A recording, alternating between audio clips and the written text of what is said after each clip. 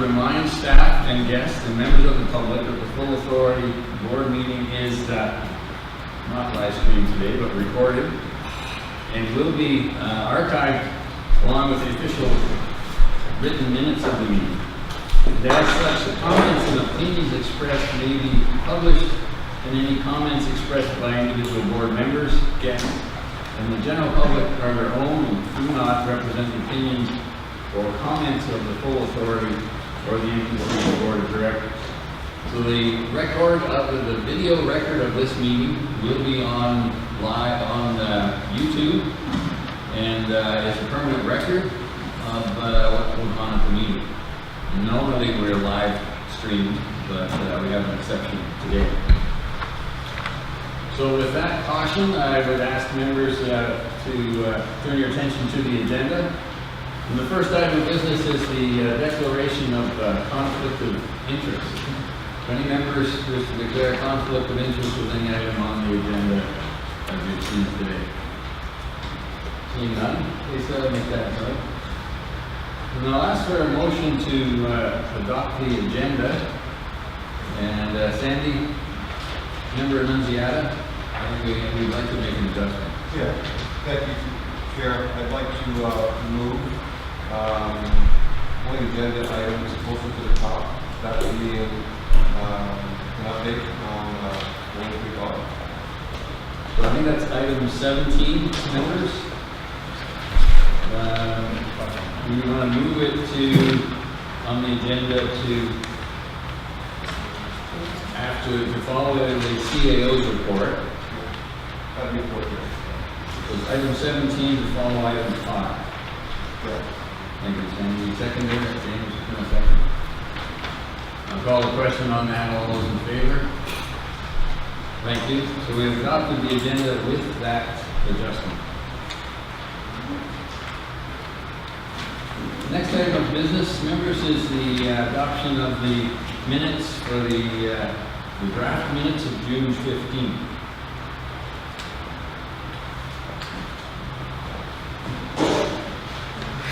And along with that, as a general practice, is we'd like to include in that motion the minutes of the CLAC meeting of June 20th, the Watershed Floodplain Committee June 22nd, the Cave Springs Committee of June 28th, and the Budget meeting of June 29th. So I have a mover, Tony, and a seconder, April. Are there any questions to those minutes? All right, thank you. Then seeing none, I'll call the question. All those in favor? That carries. Thank you.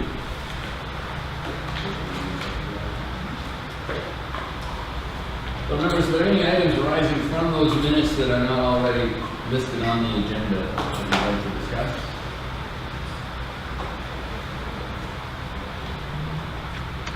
Peter, do you have would you give us some comments on the floodplain committee minutes? If I would, through you, Chair, to the board members, in the minutes of the June 22nd Watershed Floodplain Committee meeting, there is a specific direction to staff that's noted there on page 3 of 4,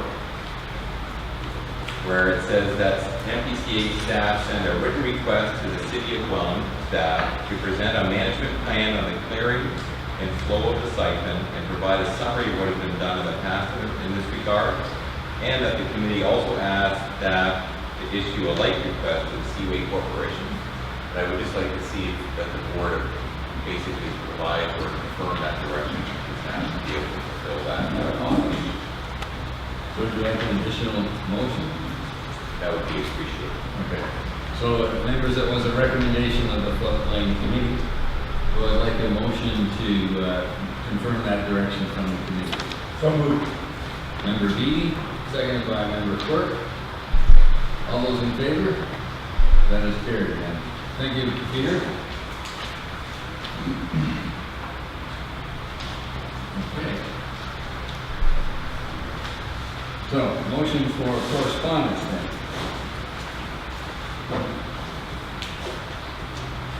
Remember to see the list of correspondence.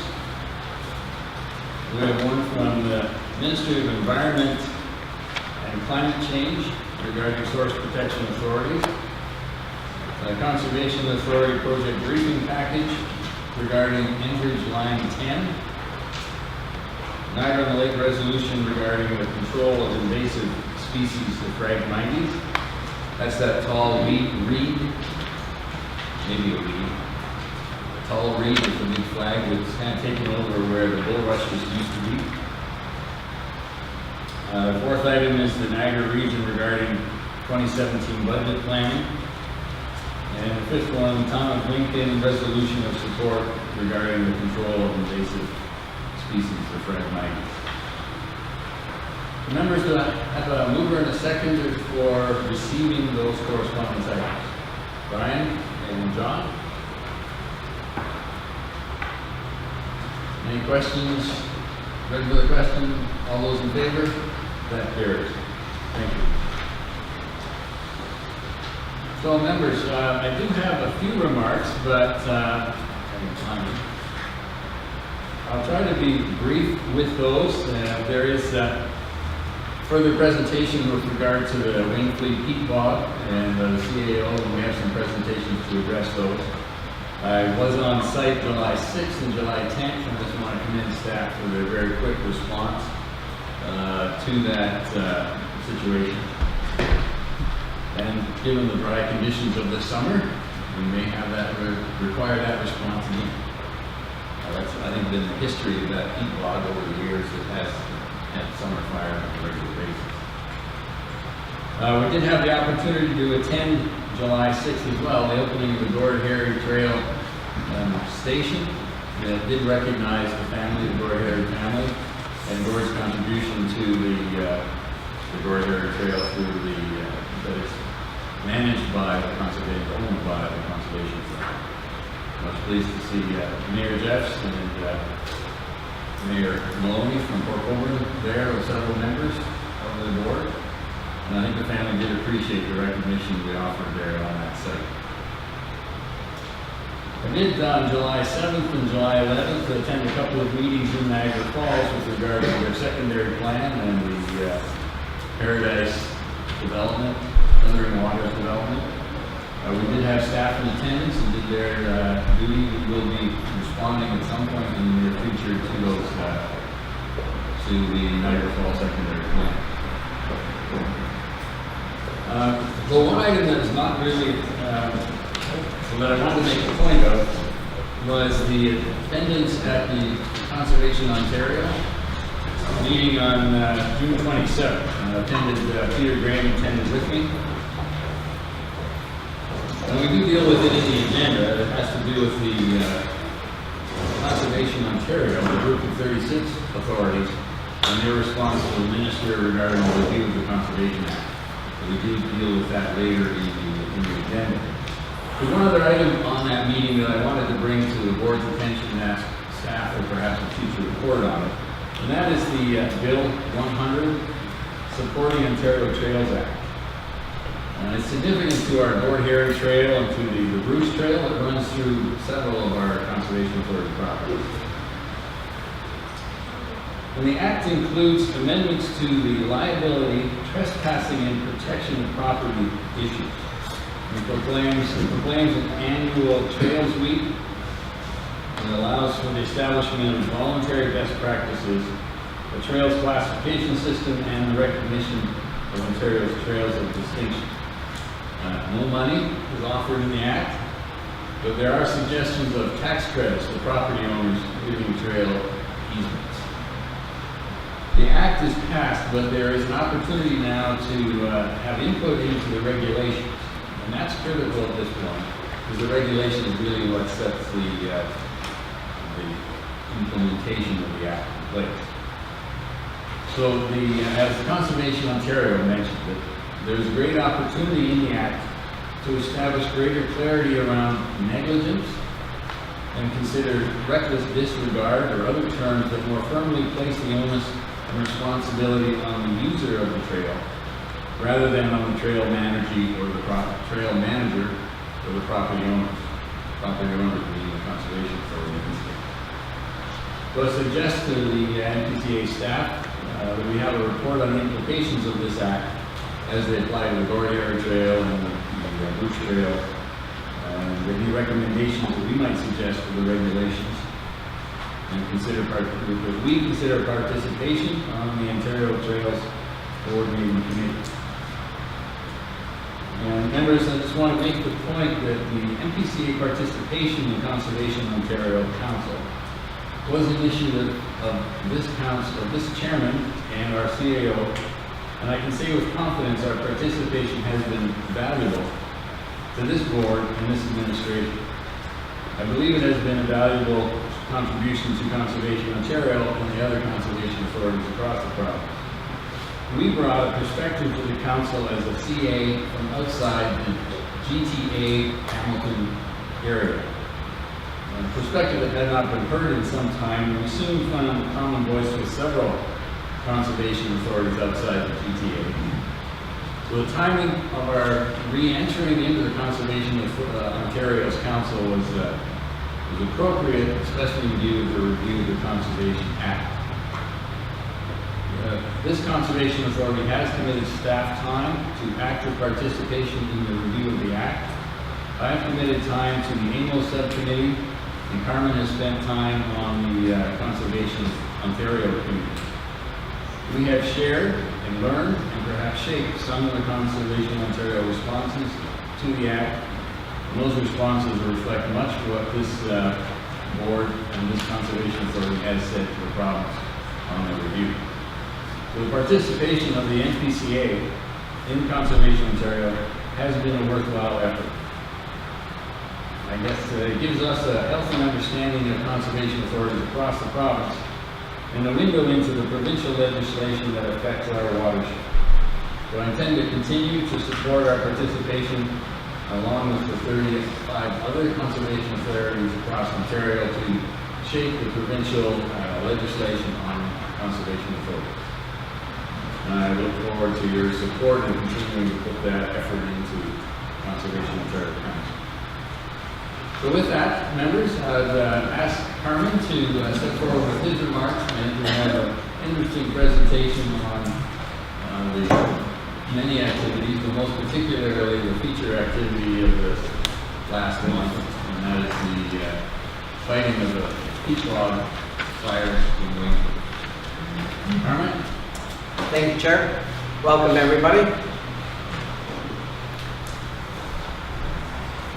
Okay, so I'm going to give you a presentation on the Wayne Fleet Bog Conservation Area and the recent fire. So just to give everybody an orientation, with the city of Port Colborne, that's Mud Lake, the Wayne Fleet Bog area, and then our lands to the south, there being the Wayne Fleet wetlands. In terms of who owns the bog, everything in the light green is owned by the Conservation Authority. Everything in the dark green is owned by the Crown, the province of Ontario. And where you see in the beige areas, that's all privately owned land. But it is protected by some of our regulation and other provincial legislations. The primary entrance, if you're traveling along Highway 3, is you go on Erie Peak Road, you go around the quarry and into our entrance, and that's where we have our self-staging area for this particular fire. So just give you a really brief background of what is a bog. There are 4 classifications of a wetland, being a bog, a fen, a marsh, and a swamp. And a bog is usually that moss carpet that you buy in those bags that come in rectangular squares. I noticed there's quite a few of them on Member Beatty's retail outlet there in Winona. But it's used, and what it's used primarily is that it holds a lot of water, and that's why it's a popular item. But in the natural environment, it receives water from rainfall and surface runoff, and it goes about 40 centimeters in depth.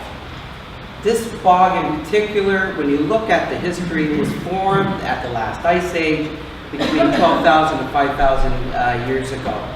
And then over time, the plant, it's a very acidic soil, and therefore it's a good habitat for unique flora and fauna to be able to withstand and use it as a habitat.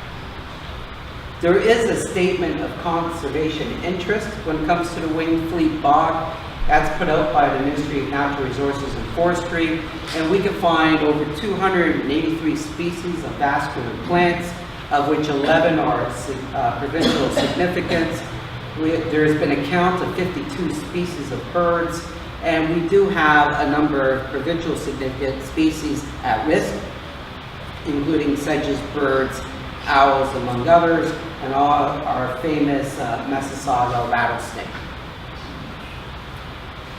The background, if you look at the literature, this bog in the early times was 21,000 hectares in size, and with human activity and climate change, that bog's been reduced to 94% to now where the NPCA owns 801 hectares of the bog, and 230 hectares are owned by the province of Ontario.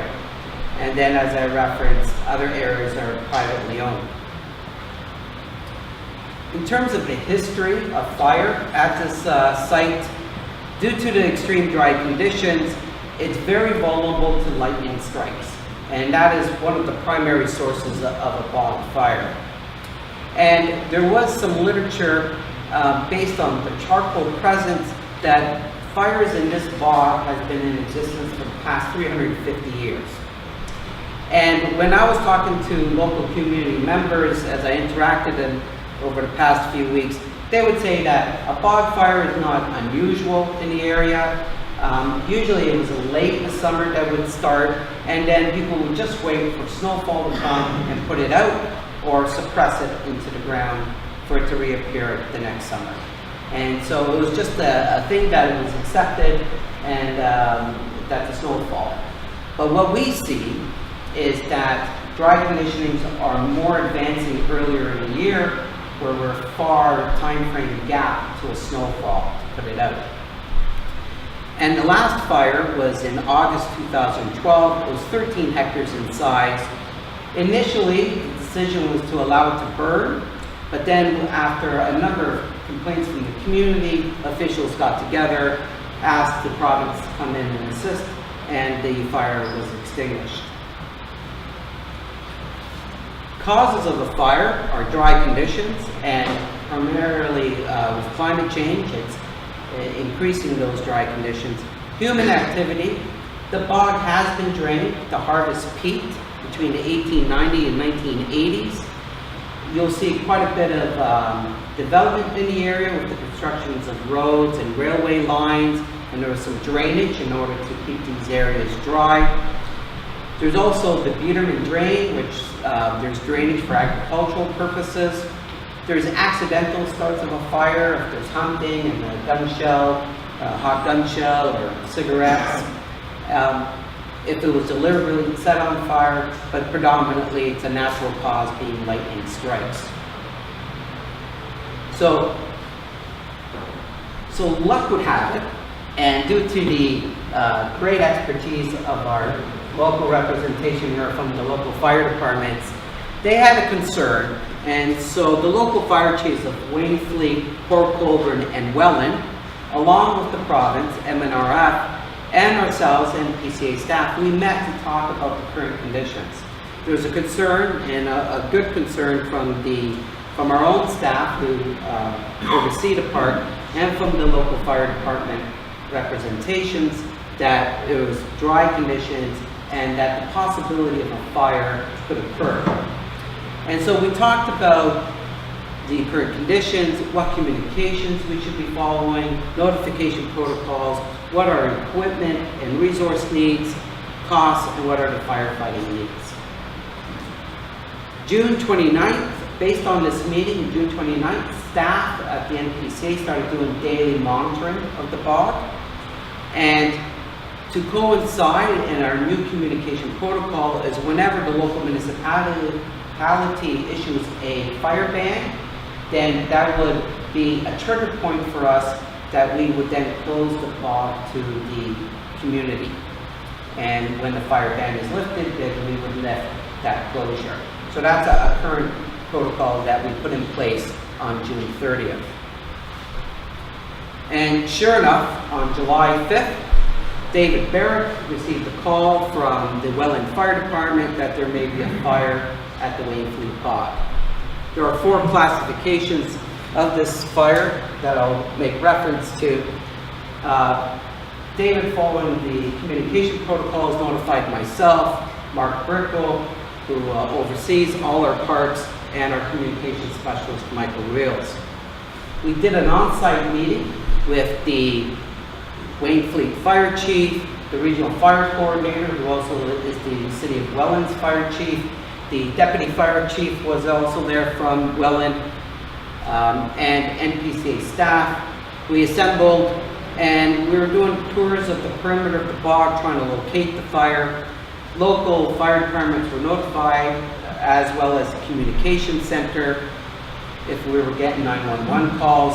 And we made a decision to request aerial assistance from Niagara helicopters in order to try and pinpoint that, if they're validate, confirm that there is a fire, and determine the location. Because if the location was on the province's property, then that'd be their responsibility. And if the location was on our property, then it's our responsibility. We also notified staff and Rob Schultz. Is Rob here? And we called Rob Schultz. Rob Schultz, a good familiarity, living in the area, and knows all about the bog. So that started at about 4:50. By 5:45, there was a lot of indicators to me to go notify our chair that we have a potential problem at the Wayne Fleet Bog area, and I know the fire chief notified his local mayor, being Mayor Jess. And then at 6 o'clock was our first call to MNRF, local and provincial representatives, that we may need assistance, and that we're working on trying to establish and validate the fire. Still on July 5th, we notified Kim Froelich, who is our ecologist, who's in the back there, in order to get a good understanding of the ecological systems at the Wayne Fleet Bog. And then at 6:40, Niagara helicopters very promptly arrived, and we did an aerial view, and we did confirm the location of the fire, that was indeed on our property, and that we had smoke conditions and fire conditions. Because of the smoke conditions and our knowledge of the smoke conditions, the smoke is toxic because it has a particulate matter of 2.5 microns or smaller, so it can go into your respiratory system quite easily, and also it releases toxic materials like mercury.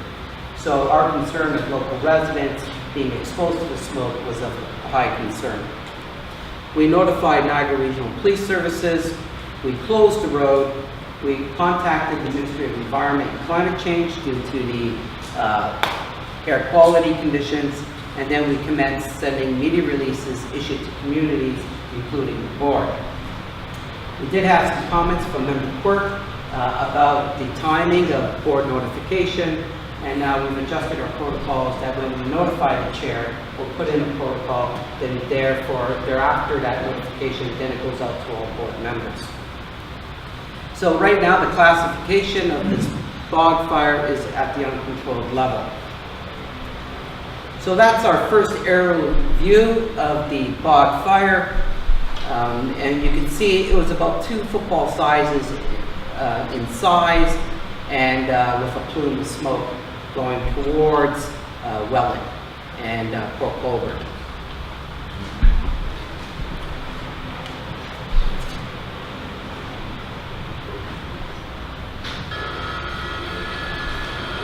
You can see it's really hard at this angle, but there is some flames showing, and you can see the fire moving, advance towards me. And you can see quite a bit, as Fire Chief Flagg would tell me, it's called the fire mill. And you can see right around it is a log-out source for that fire to grow. So the next day, Michael Reels, our communications specialist, started doing media interviews, communicating about the fire. NPCA staff, Rob Schultz and Jeff Fazekas, Mike McIntyre, they ascended because of their experience the last time. They know that in the event that the fire rangers come and they do a fire suppression, they need access. And so we had staff start making paths and bridge construction in order to get access to the fire site. We did have the incident commander, Kevin. Is Kevin here? There's Kevin. Kevin did arrive on scene, and he did go and take our staff up, our ecologist and Mark Prickle, go up and do their assessment of the situation. And then it was a recommendation that we commence fire suppression operations.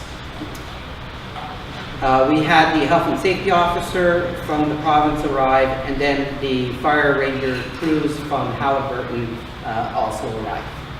And at 2 o'clock that day, the day after, we did a media scrum with the fire chief, Mayor Jeffs, our chair, our vice chair was also in that scrum, myself and staff, in order to start making sure that the community is aware of what's going on. This is an example of what Rob Schultz and Jeff put together real quickly. You can see the fire line, fire hose line going through it, but we need the transport crews back and forth and equipment. So, wow, I don't know if that's engineered soundly, but it may do, and they did a great job putting that up. Did you get a permit from the township? Carry on, Carmen. Okay. We're about 2 days in. The full day of fire suppression starts to commence. We decide with the fire chief, Kevin, the incident commander, and NPCA staff that we're going to do daily briefings at 3 o'clock every day to monitor and get updates and exchange information about the fire. Initially, our water supply was coming from the bog itself, the water that's there, and from the Wainfleet wetlands, but due to the growing size of the fire and the requirement for a continuous pressure of water, we were drawing then from the local quarry. The Welland Fire Department was very good partners providing the portable water tanks, and our staff, our GIS staff, along with the incident commander, were doing the perimeters, and they, with GPS coordinates, found that the fire was approximately 6.4 hectares in size by this date. We then started sending out public notification that there's smoke present for community residents to stay indoors, especially the elderly and those who have medical impairments, to stay indoors. And we did confirm that there was lightning strikes in the area on June 20th, and we did find this 24-hour map on June 20th, and you can see this area here, which was exposed to lightning strikes. So July 8th, there's now some good advancement on fire suppression, and the classification is now being held. The fire rangers established a 10 to 20 foot perimeter around the fire, and then you can see that perimeter each day due to the work of the fire rangers and the great effort that they put in. They slowly surrounded and drowned the fire from a 10-foot perimeter to a 100-foot perimeter in those 3 days. You can see some pictures of this perimeter. Here you'll see some very black areas here, which have been doused with water. You can see all the moss on this picture that has been burnt, but then you'll see some hot spots that are located there. So this is the perimeter that's being established. I took these pictures for health and safety. I didn't go into the fire zone in itself. And then on July 11th, due to the efforts of all partners, it was under control, and that means that water was supplied to the entire zone. And now the goal was to then find the hot spots using infrared camera and equipment in order to try and find out where the hot spots are and put them out so that we don't have a reemergence of the fire. We had a very windy day on July 13th, which created more hot spots. So there was always some backtracking and catching those hot spots. The initial crews were dismissed to go on to their scheduled training, and they were refreshed by additional crews that arrived on July 14th. So the fire being under control, and due to protocols that I've learned, is that you need 3 days of no visible smoke to then go to the classification that the fire is out. And although we haven't, I haven't received word that it's out, we did see 3 days of no visible smoke, and so we would submit that July 19th, or when I'm told it's formally out, 3 days of no smoke, that the fire is out. So a special thank you to the Ontario Fire Rangers who helped us, Niagara helicopters who helped us, the fire services of the Wayne Fleet, Welland and Port Colborne were great partners in their expertise, the local quarry and all our NPCA staff on this tackling this right away and putting out this fire. So we have yet to do a debrief, but we are planning on scheduling to do that with the province on what are their suggested gaps are in our system and where we can improve and what we have done right. But we present these recommendations to you.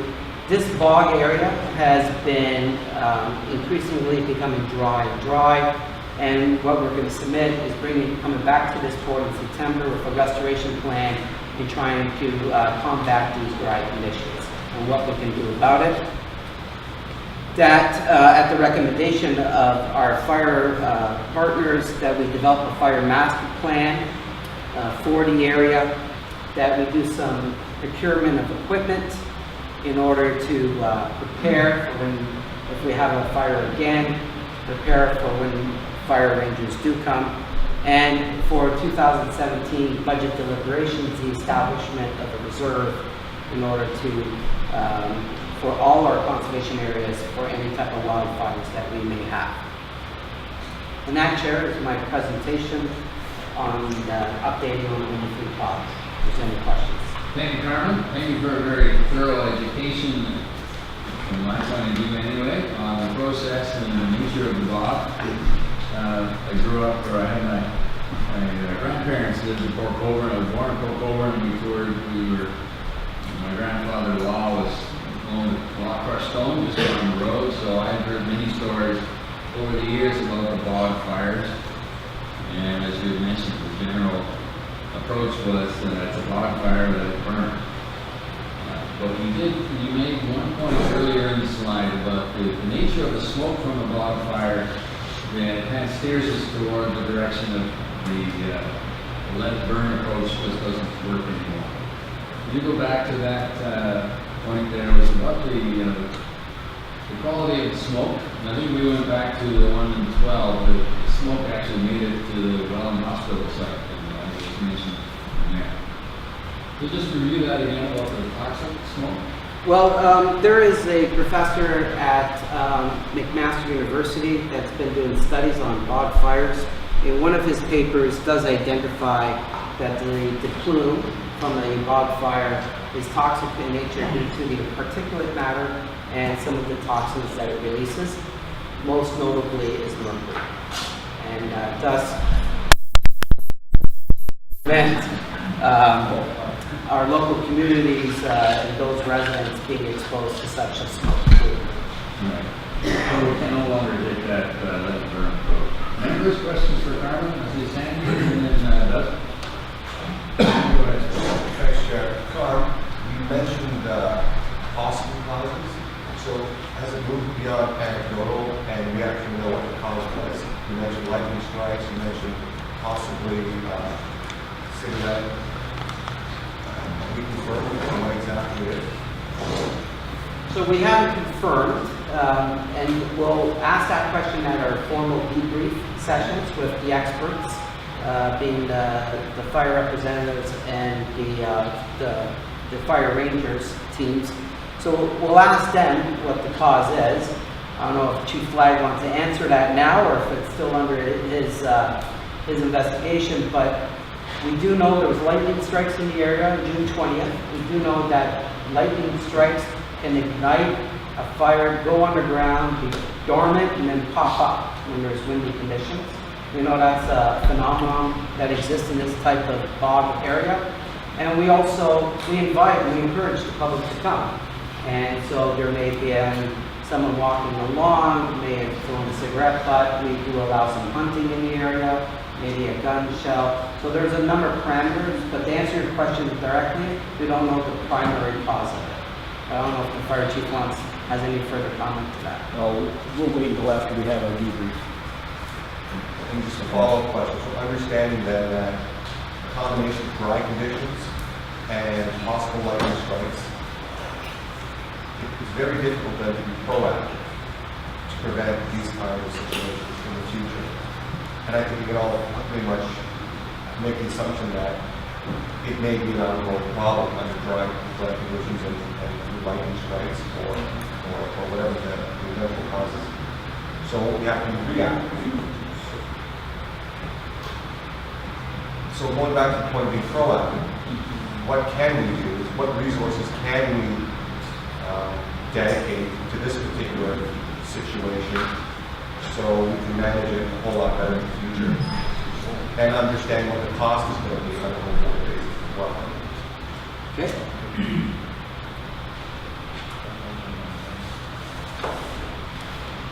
I want to get to my recommendation slide.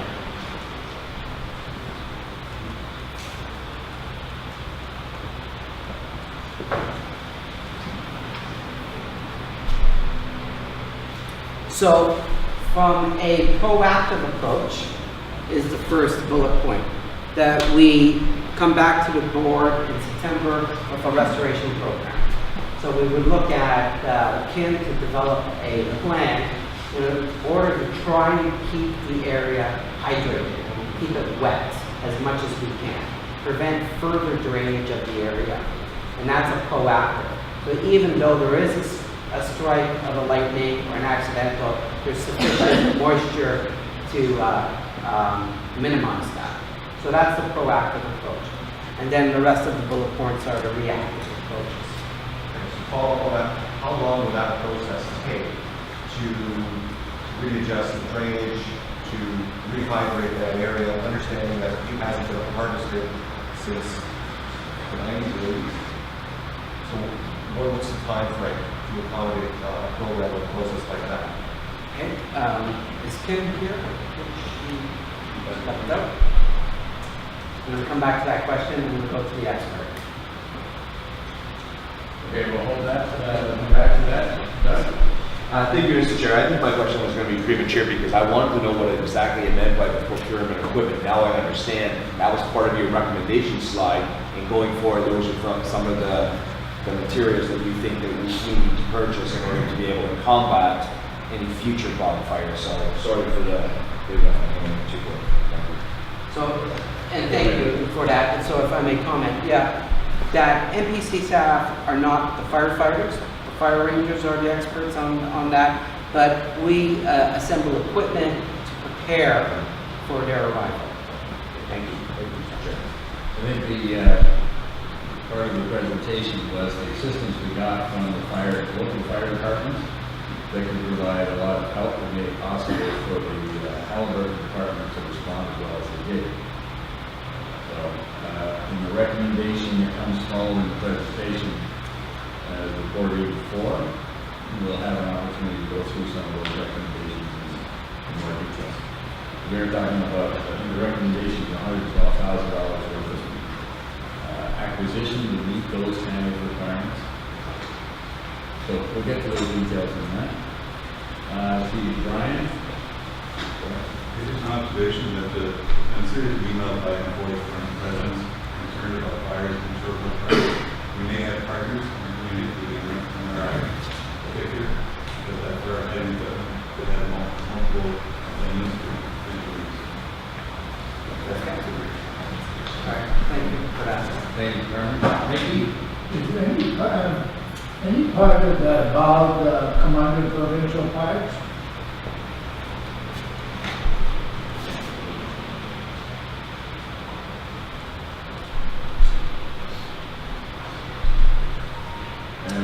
The answer is yes.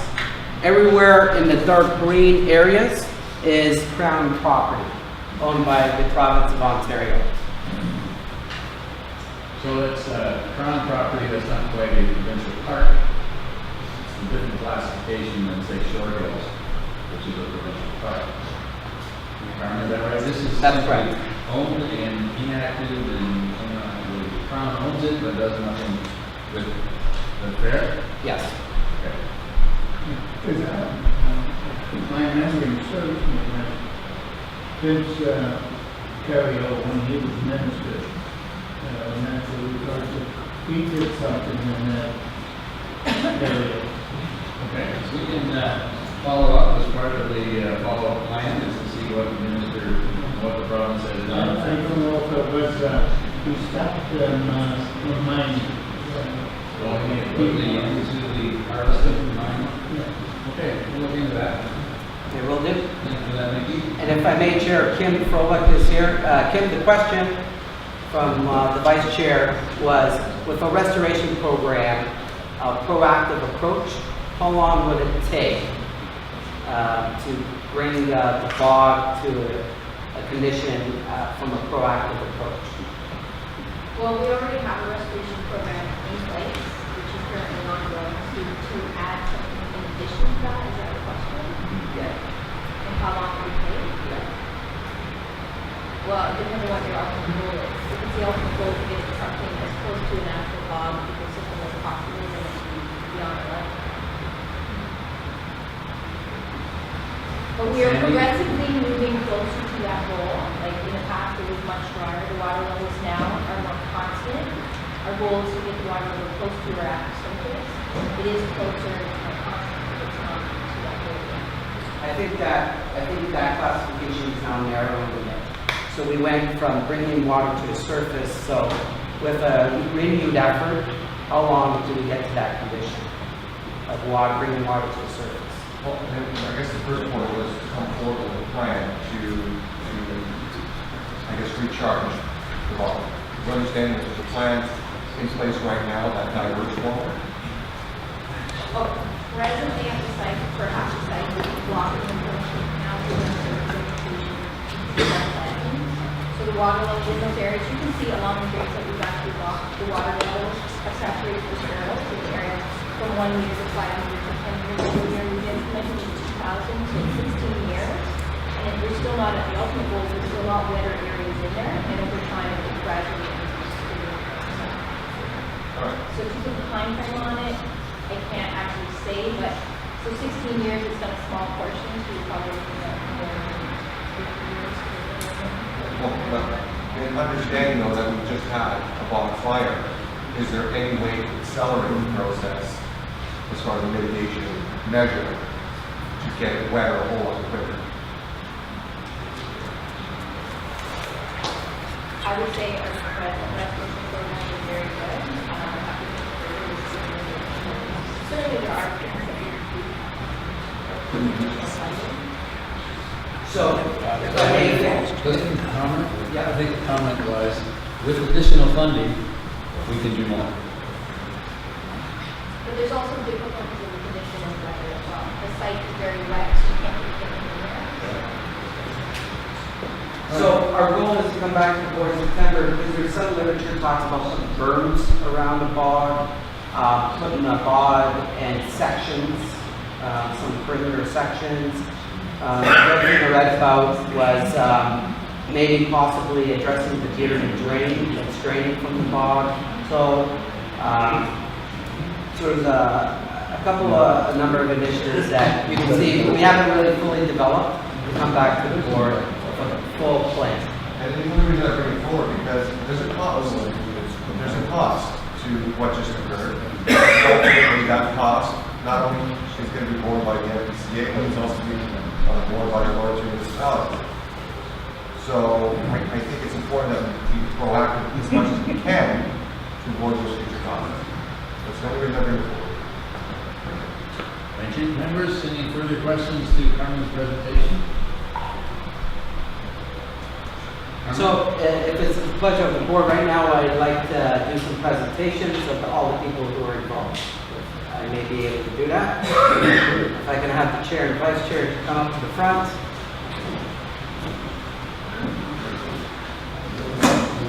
And the vice chair and the mayor wait, please. Okay. Please.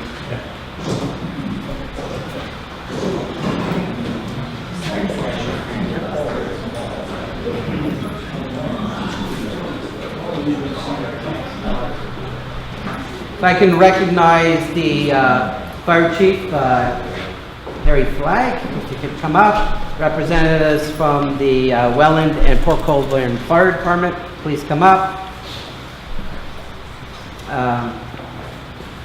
From Niagara Helicopters, the pilot's here. Is it Reed?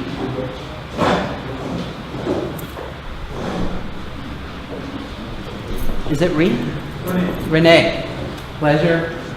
And just want to give a sincere appreciation from us, ourselves, from staff for assisting us as great partners.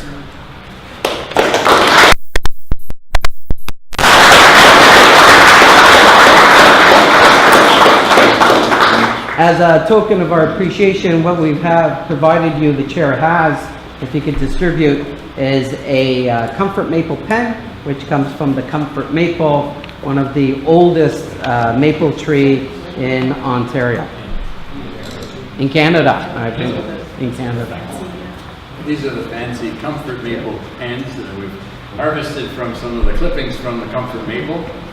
And we have made an effort to make these a special recognition of some of Niagara's natural resources, the Comfort Maple being some 500 years old or something. So we have made an effort to use these as a special recognition of appreciation from the Conservation Authority. So April, would you share those? And Sandy?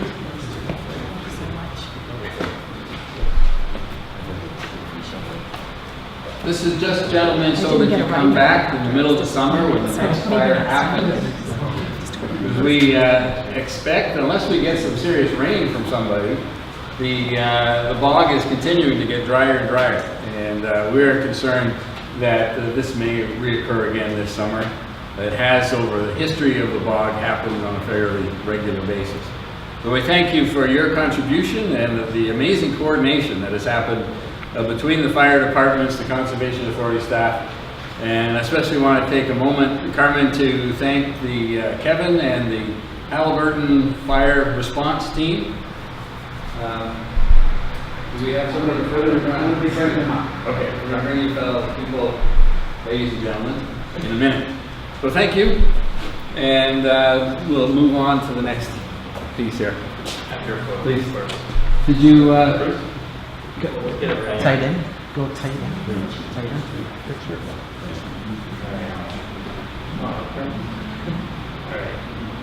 On 3, 1, 2, 3. Mayor Jeff, did you want to have a comment? Because I know you were central to the Wayne Creek Bog response. I've actually been dying to comment since we've been talking so much about the possibility, like what started the fire. I blame Jim being on. I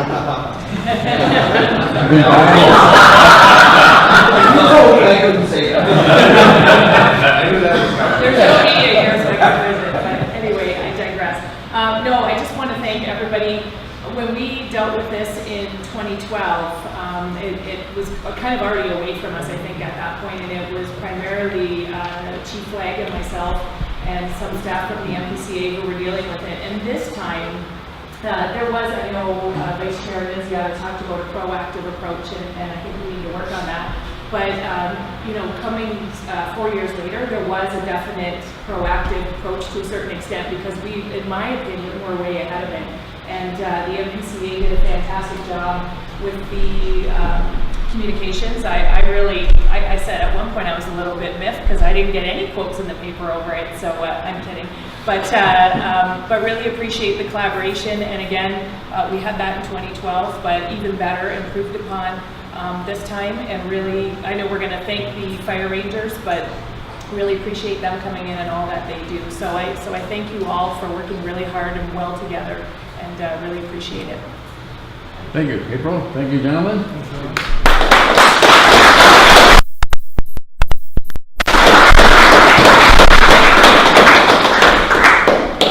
Also to recognize, to fly a helicopter, the operations is very expensive. It's over $2,500 per hour, and the owners and proprietors of Niagara Helicopters waive their fees to us.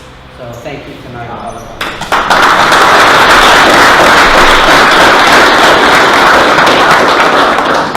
So I went on the website, the Crown website, looked at what it takes to become a Ontario Fire Ranger, and they describe it as a rewarding job, but is physically demanding and can involve weeks away from home. To be an Ontario Fire Ranger, you need, you're trained and certified at the Type 1 crew level, which is the highest level, and this includes all aspects of firefighting, including initial attack, sustained attack, and mop-up. In terms of the training, to be an Ontario Fire Ranger, to go into the field, you have to be successfully a Canadian Physical Performance Exchange Standard for Type 1 Wildland Firefighting, SP 100 Forest Firefighting course, and Standard First Aid. So we had a very well skilled and qualified crews from the province come down and assist us. So I want to recognize that and welcome the Incident Commander, Kevin, to come on up.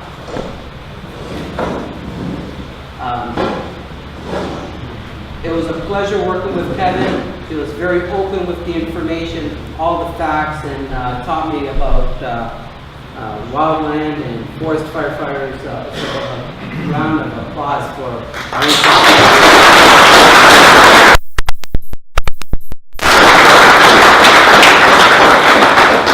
And he brought with us, again, some very skilled and great people. There was the Mac crew, Jordan Mack, Zach Denkevi, Jordan Grant, and Jacqueline Kuhl. Can you come on up?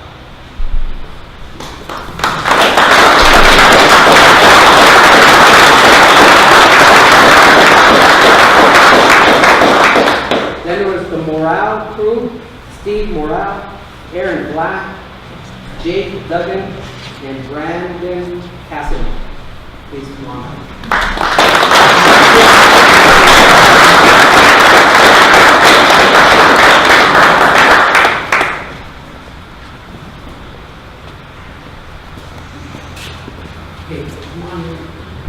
Crowd in the middle. So let's do a photo shot of our first groups. Scrunch up a little bit, guys. Do the shoulder twist. Squeeze it in. And our first group did involve the health and safety officer, John White. I do have you listed here. Please come on up. As a token of our appreciation, we got you the Wayne Fleet Bog Fire Warrior t-shirts.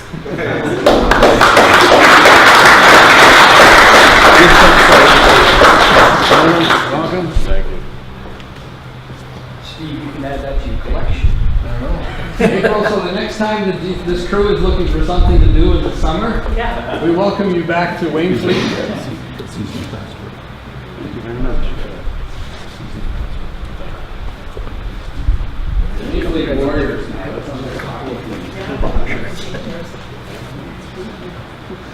Thank you, Carmen. Okay, once again, this was phase 1 to the firefighting. Thank you, gentlemen.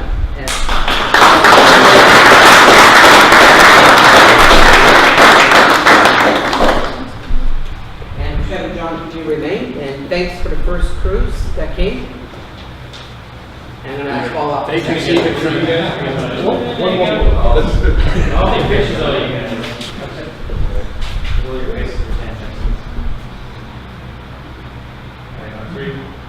2, 1.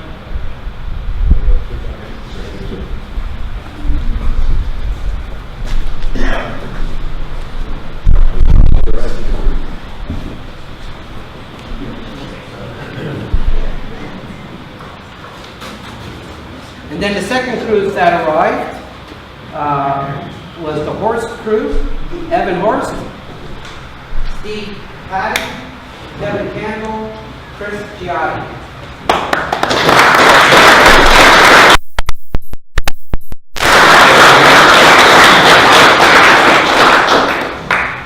And joined by the Latinville crew, Dallas Latinville, Will Lacey, James Saxon, and Austin Lowe. Come on up.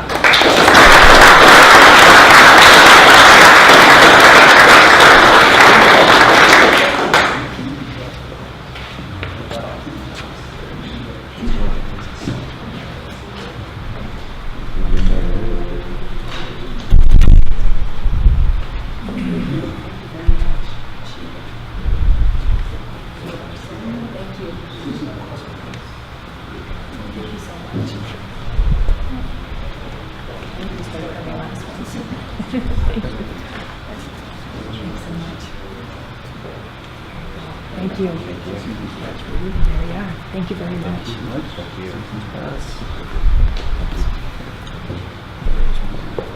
Okay, squeeze in for a photo. And did the first crew, did they set you up right, or could have there been improvements on the first cruise? Or? We're all counting home together, too. All right, guys, on 3. 1, 2, 3. Perfect. Thank you, guys.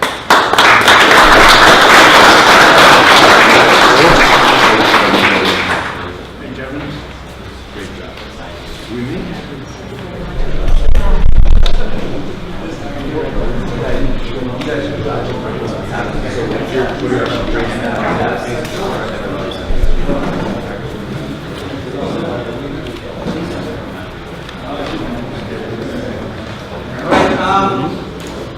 Kevin, you want to say a few words? I don't mind. Yeah, please do. I didn't prepare anything, but I have to say this is a really unique experience for us to come down here. Obviously, there's some lessons learned from the last fire because my job is made really easy. Anytime it comes to something like this, it's typically sort of a mass chaos kind of thing. And that was not the case here when I arrived. NPCA staff were great in getting things established, getting us access to the fire suit, Rob and Nish, and Greg got us everything we needed. Got us tents for an ICP at the stage area. That was great. We could have got water to the fire without the fire departments and their cooperation. They were instrumental in the first 2 days. We were able to get water flowing and really control the spread.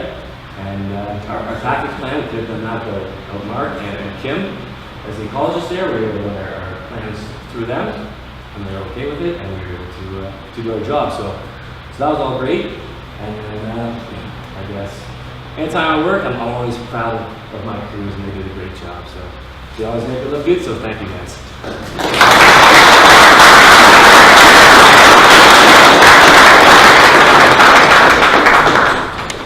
So, Chair, what we have planned is if you deliberate your report, thereafter, if we could take maybe a 20-minute recess break, we do have some refreshments, and that you'll get to meet the fire rangers and board members to meet them personally.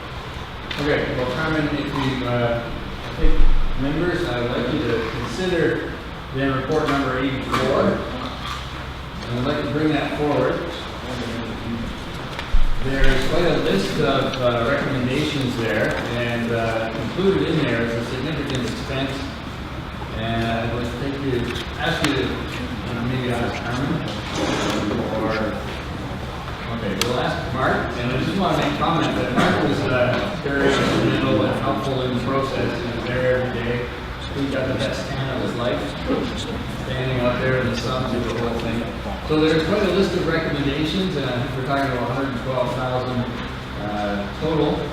So Carmen, if you could walk us through the recommendations that, so then committee, we would like to get your support for as much of that spending as you deem appropriate at the end of this discussion. So Carmen, would you, Mark? Thank you, Mr. Chair. And I would just like to make a few personal comments as well to acknowledge the firefighters who are out there. You get to see them. You see that there's these young kids with high energy, and they look great because they're all cleaned up. But I got to tell you, they would come out after fighting the fire for 12 hours, covered in soot, absolutely in agony. You know, from all the various discomforts that go along with fighting a fire and being in those conditions all day long. And to watch the way they would come out with such humor and the sense of camaraderie and team and support for one another, great humor, and never complaining once. Every day, back at it again, get filthy again, work your ass off again, and they did it day in, day out, and they were just amazing. We were really lucky to have them here. To the fire chiefs, I also want to just point out that when we put that meeting together in June, it had never been agreed upon before that meeting that MNR would actually fight the fire. It was never confirmed protocol until that meeting, when Joe Nurse was there representing MNR, and he said MNR would actually be willing to fight the fire. That was the first time that we ever had that confirmed as a protocol. And just to Sandy's point about being proactive, we now actively monitor the lightning strikes in the bog. We actually go to Environment Canada, we check, and if there are lightning strikes, we're out there to actually check on it further.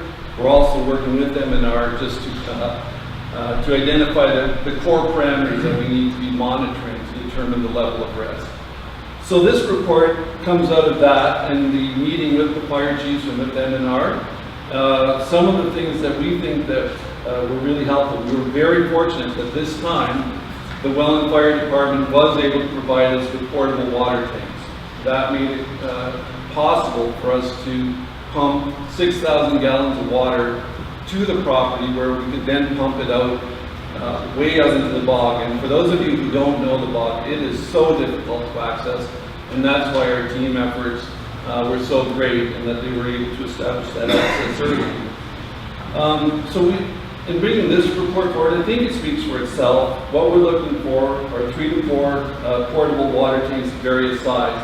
So we still want to be able to have the 6,000 gallon capacity that we can put out there, and that way we can basically say we have the water, come fight the fire for us. So we need that. We also need smaller ones so that we can actually put them onto our vehicles and get out there and maybe fight a fire before it becomes a bigger fire. We're looking to purchase an Argo or an ATV with an off-road trailer. Purposes, again, this is a very difficult property to access and to move through. To create greater access, we're going to need that piece of equipment and an off-road trailer to get to more remote parts of that site. In this case, we lucked out. We were actually close to the access trail, and we were able to get to it. It was also surrounded by water on 3 sides, or drainage ditches at least. A drone with video and thermal imaging and GPS, again, so that we can actually get overhead. There are no good places to see this property. You can't tell just by driving around it whether there's a fire going on there. We couldn't see it. And this one was because, again, the extra vigilance was spotted by the fire chief in Welland. He was the one who first smelled it, went out, checked it, and discovered that there was smoke at the bog. So unless we can actually get above it, and thank you to Niagara helicopters who allowed us to do that, we would not know for sure that there is a fire or the size of that fire. So we're asking for that. Handheld thermal imaging cameras, again, just so that at earliest stages we can get out there and identify whether in fact we have hot spots out there that we need to address. And then finally we need an actual trailer so that we can have it ready. This has to be equipment that's ready to be moved right away, and therefore we make that request. We will be exploring other training requirements and requests, and we will recommend a reserve be created for firefighting in all our properties. It's clearly a risk that we have. So we put this recommendation forward. There's a total of $112,000 estimated for those projects, but I think it's abundantly worthwhile.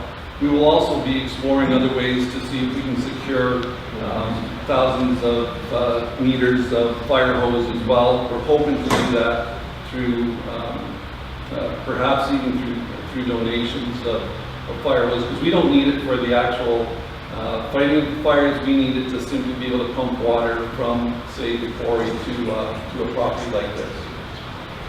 If you have any questions, we're just happy to answer them. Thank you, Mark. I expect a few questions. I noticed the wrinkled brow on the chair, the budget chair's forehead there. We may want to address the. There was a setup. Perfect timing. Well, I do see a couple of questions. Bill? Yeah, thank you, Mr. Chairman. Thanks, Art, for the report. I understand the risk that exists because there's a potential to have a repeat this year. I am concerned about the fact that we are not looking at the option, and I suspect it would be a longer-term option that would begin to question whether the NPCA should be the owner of the light green lands that are on the map, and perhaps we should be commencing some negotiation with the province of Ontario to take over those lands. And again, I'm not opposed to, and I do understand we're trying to mitigate risk, we're trying to complement the work by the fire departments, etc., in the industry. But I would just caution that sometimes we just are jumping in and the obvious, longer-term solution that leads to a better outcome might well involve us looking at, we're still going to achieve our conservation objectives, obviously. We can do that through provincial ownership, and it might be better positioned than with resources to coordinate the kind of response that's necessary. So I understand. From that, I'm not trying to stand in the way of purchasing, although I think sometimes some of the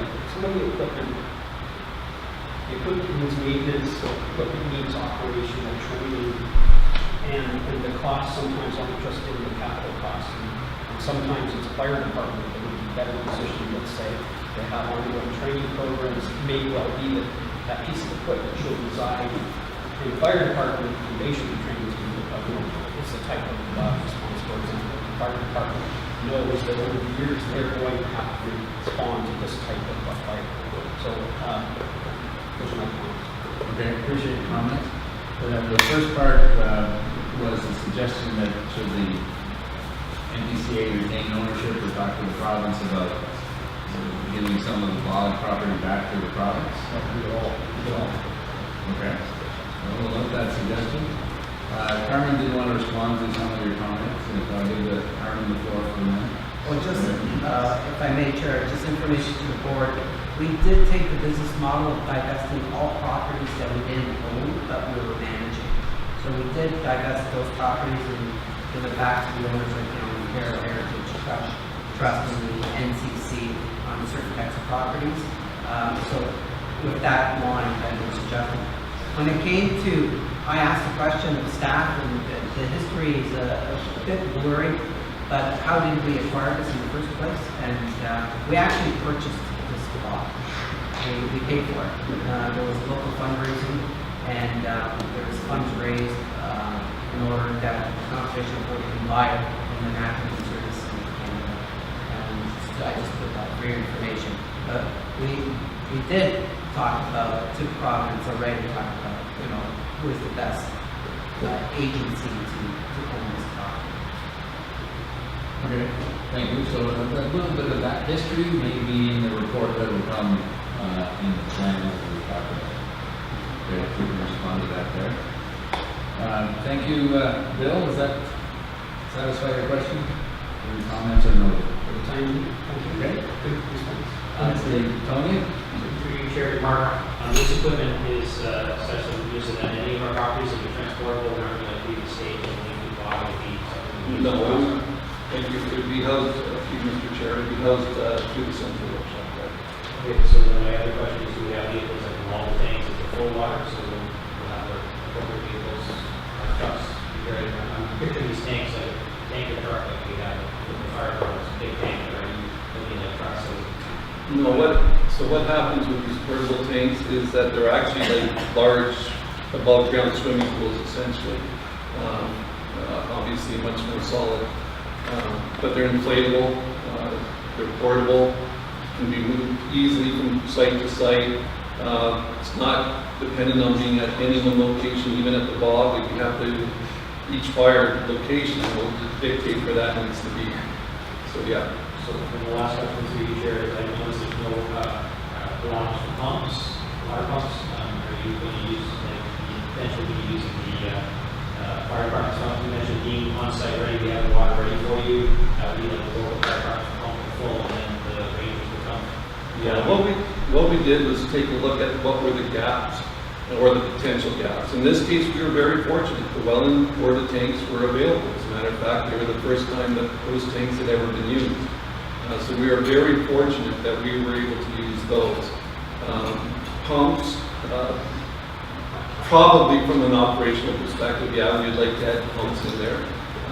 However, we don't feel that we have to have that there.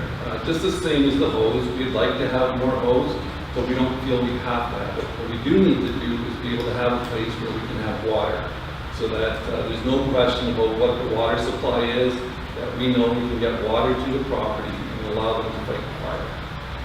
Thank you, Jared. Through you to CEO, I noticed the same, you take it from 2016 budgets and take it from reserves to identify the reserve you want to take. That's what I would prefer to incorporate. So through you to David. Thank you, Chairs. And quick question.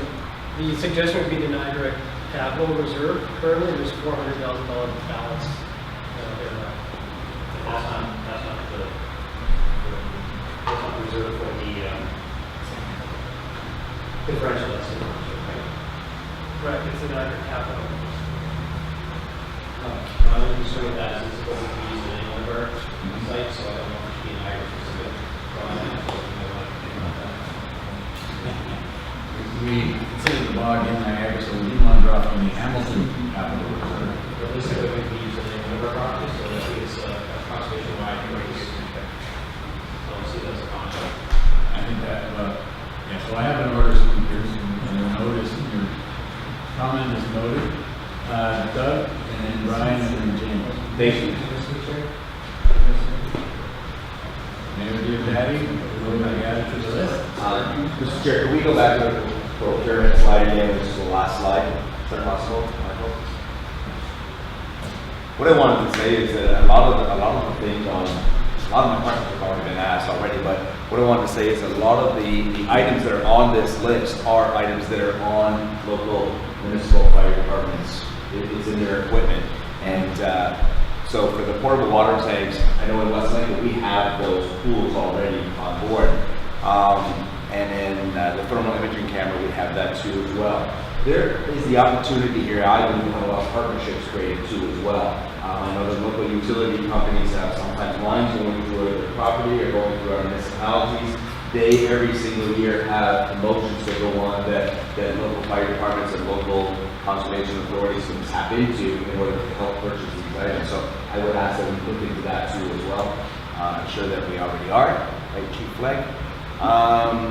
And I do believe that the ATV is needed because I believe that with all the conservation authority properties in the Wakefield area along Lake Erie, we can be using these ATVs for much more than just a ball. We can be using them for patrol, people setting fires along the conservation properties too as well, bonfires and things like that.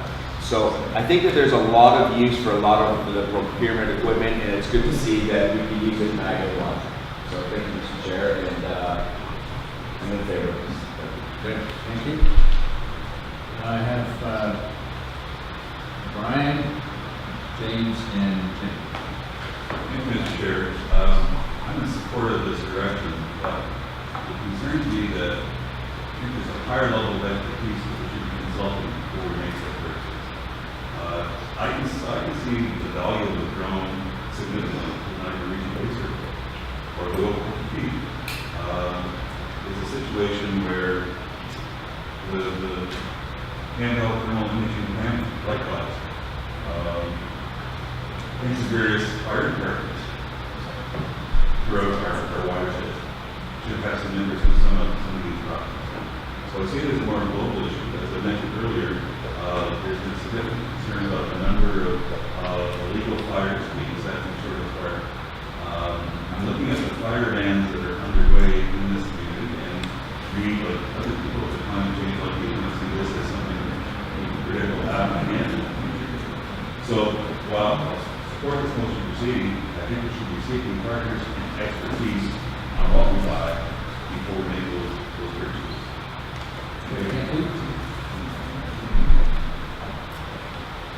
Just what I would submit, if that's the direction that we would proceed, prior to procurement of equipment, we will talk about, I do know that the fire departments do have existing mutual aid agreements, and perhaps we can join that, and what equipment can we share that we don't have to purchase, or what equipment that they would like to see us purchase that we can share with them.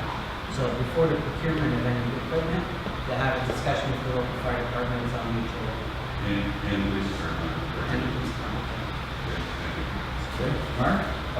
Through you, Mr. Chair, certainly I support the direction proposed by the CAO. I would point out to you that the meeting notes from the stakeholder meeting with the fire chiefs and the MNR are included as an attachment to this report. And that's where some of those discussions took place. They also took place out on the fire site. As we were talking, saying, what are the better ways that NPCA could support this activity and make sure that we're ready to respond? The whole issue of water availability was one of those issues that we were uncertain about in the first day or two and wanted to make sure. Fortunately, as I said, wells were available. I agree that we should enter into mutual aid agreements and be able to work with one another. That was certainly the intent that was spoken to when we met with the fire chiefs. But they were certainly a part of making recommendations on the specific equipment that we require. Okay, thank you, Brian. James?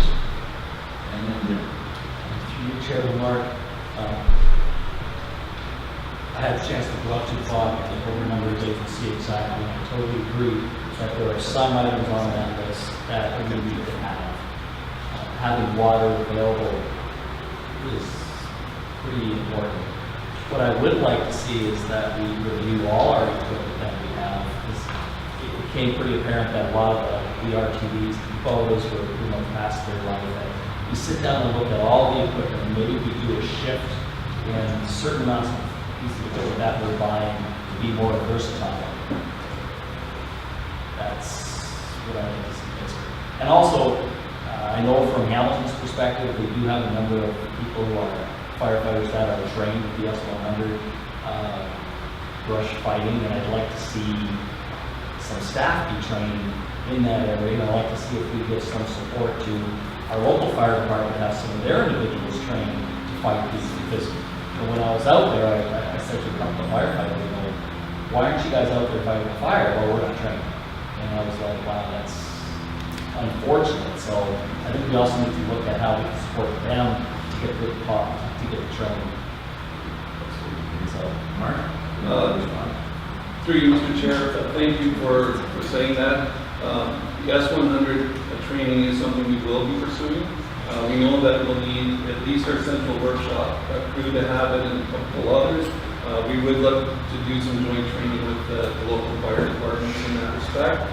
With respect to the challenge for local fire departments, the challenge really here, you've got a couple, especially when you have volunteer fire departments.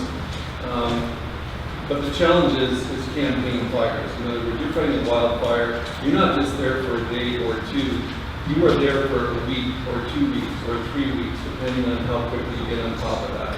So, look at the profile of who fights these fires. There's these young guys coming out of college and universities, and we're in great shape, and they're the ones who fight the campaign fires. They're the same guys who fight the fires up north. So we do want to have S100 training because we want to know, should we have 2 people going out to if we just have a small spot fire, should we have 2 people going out there, should we have 3? What are the proper protocols that we need to have in place. So we want that kind of training, and I think we'll be able to accommodate that within the existing training budget. Okay, thank you.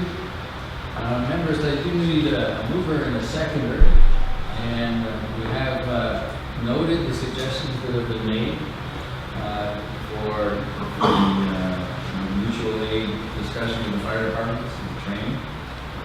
So before I give Mayor Diodati the last word, I would like to move in a seconder for the recommendations. Doug and Tony, all those in, well, before we call the question, Mayor Diodati, do you want to comment about I just had two comments quickly. Number one, now that we recognize all these people, I don't think it's fair to subject them to the punishment of listening to us talk. I think they'd rather be someone else whenever they have I don't even want to hear. You guys certainly don't want to hear. I'm kidding. And secondly, I just wanted to suggest we reach out to some of the fire departments for some of our surplus equipment to make sure that we've got something on like we can help with the cars. Okay. That was especially boats. So that was just a direction to staff. So I'm good with it. Appreciate that. And to address your first comment, we are going to adjourn for a few minutes following this motion. We do have some arrangements made. Outside, yes. For outside, we're going to have a brunch for the members, all of our present here. So, you're ready for the question? Board members, I'll call the question. All those in favor? Any opposed? To the first time. Bill is no, Bill only had one opposed. Stuart, that one's grand. I didn't vote. I see that. I think you should plug it and keep it wet. Okay. All right, members, I declare that motion carried, and I will adjourn the meeting for about 20 minutes. And ask you to come back at 11:20. Thank you. Yes, sir. Sidebar.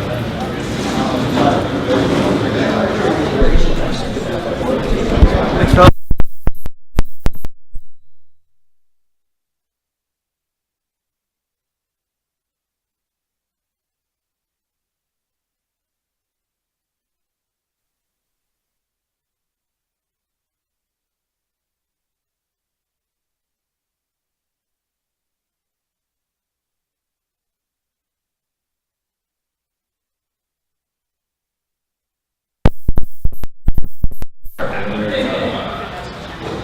So members, I just wanted to let you know we are back on stream and now currently live streaming. The portion of the meeting that we couldn't put on live streaming because of technical difficulties is recorded and will be posted and married up with this portion for perpetuity on YouTube. So we are now reconvening and we are live streaming from this point on. So I'd ask you to go to agenda item number 6, and this is the project status report. Includes the watershed status report 72, operation status report 73, corporate services status report number 74, the finance the monthly update report 75. And we will do that block motion that we usually do, but with regard to the quarterly report, update report number 76, I would like a motion that the NPCA 2016 quarterly report be received and distributed to participating municipalities, community stakeholders, the Community Liaison Advisory Committee, and the public. The rest of the reports are just received and are part of the record. But I'd like a specific motion on that. Nikki? James? The motion to receive and distribution of the quarterly report. Are there any questions to that quarterly report? Seeing none, then I'll call the question on that item. All those in favor? That carries unanimous. Thank you. So to continue, we also have the forestry bylaw, tree bylaw status report 78, a report on the 2016 Niagara Children's Water Festival 79, and prioritization of the BMPs to improve water quality, report number 8. Mr. CIO, are there any of those reports that we need to highlight comments from staff on? I'm going to provide one. I'll turn it over to Peter on the water quality, but just to bring to your attention, project status reports, operations. I want to highlight to you the St. John Center. If you recall, in 2014, when we formally received full ownership of St. John Center, we were operating at a deficit of $250,000. I'm happy to report through the efforts of David Barrett and Mark Frickle that we now have turned over that to an $87,000 gross profit. So that's a swing. Surplus is what we reuse. Oh, profit. Okay. Revenue flow, I should thank you for the correction. Revenue flow, that's a turnaround of $337,000. It's pretty good. Thank you, Chairman. And Peter on the water quality. Yeah, if I may, Please, Peter, if we could just address the board and just really briefly. So the board kind of, the report lays it out, but I just want to reiterate that on an ongoing basis, an annual basis, right, we've seen the annual water quality report come out via the NPCA Water Quality Management Program, which is overseen by Steve Number, our supervisor of water resources, but also the key person in that whole piece is Josh Diamond and his team in terms of the collection and monitoring and the actual report that's put together. You've seen in previous years actual formal presentations by Josh. The team does an excellent job across the expanse of our watershed in terms of monitoring water quality. But the one element that comes out of it loud and clear in the annual quality report and in some of the presentations is that generally speaking, our surface water quality in Niagara and in our watershed is quite poor. It's shown minimal improvement over the years, some in some key areas or specific areas, but generally it's really challenged some significant poor water quality. So with that, there was a specific recommendation from the board to say, well, we'd like to get a better understanding of like, what are we currently doing in terms of best management practices, and is there anything that we could be doing shorter term, as well as keeping the long term in view of how we can maybe refocus or retool our efforts to try to address some of the poor water quality. So the intent of the report again is to kind of provide that background, provide a little bit of context about non-point sources of pollutants, the challenges that exist with that, because it can come from various sources, and it's very difficult to kind of really pinpoint a specific source of some of the contaminants that are causing the poor water quality across our watershed. But with that, and we won't go going into a lot of details, Josh is here to answer these specific questions the board may have on the report. But I wanted just to bring to your attention that about a review of, so what ultimately comes down to what are we doing about poor water quality. So it kind of highlights the report in terms of our existing restoration efforts. There's a lot of things that we've already been doing, and the process actually that we do follow right now is very much a best management practices approach. We understand, based on the information that's provided to the restoration group by the water quality monitoring team and the program, they try to tool and plan the restoration efforts to try to address those as best we can. Of course, there's limited funding, there's limited resources in terms of what can be done. But one thing we did highlight in that is that we could possibly do a little bit more of a refocus geographically. Because as an initial review or approach that we have done and we've revisited under page 3, 6, the prioritization of watershed based on water quality impairment. They use a fairly simple yet it's an effective approach to prioritize BMP by watershed planning area. And they use 4 key water quality parameters that are listed there: total phosphorus, total steady solids, E. coli, and nitrogen. And in that order, they rank them in terms of its subsequent effect on water quality. And with that, that's where table 1 was generated, on page number 4, I believe. So it gives an overall, basically prioritization in terms of here are the sub-watersheds or watershed planning areas that we should really focus on moving forward to try to really make an impact on water quality. But as the report goes on, it's very, very important to emphasize that that's just kind of a first step in the process. There's many other things that affect water quality. And so there's a recommendation in there that we have to take a little bit more in-depth review of that. There's specific software that's available that we can use to really leverage that, the additional criteria to really fine-tune our efforts. Because one of the challenges, and it's in the staff report, is at first blush you say, okay, Big Forest Creek is an area that we really need to focus on. However, 12 Mile Creek, for example, is the only cold water piece that actually would support brook trout. It's critically important. But it's not something that you want to say, okay, let's ignore 12 Mile Creek, for example, in terms of our efforts. So if we're doing the best we can with the resources and funding that we plan to make, to try to address the water quality piece, but also not ignore the fact that habitat, other things in terms of the criteria that we use to rank our restoration efforts should be totally ignored. So again, the purpose of the report is to give you an initial view of what we have been doing, what we could do maybe shorter term to kind of fine-tune our restoration efforts, for example, to address water quality. However, it's definitely painted out here in the summary section in the next steps that we would like to come back to the board in the fall with a more detailed work plan that is going to require some additional effort on our part to say, what do we really need to do? Because I'm probably as frustrated as maybe some of you are that we see on an annual basis some of the poor water quality that we have. I want to do something about it.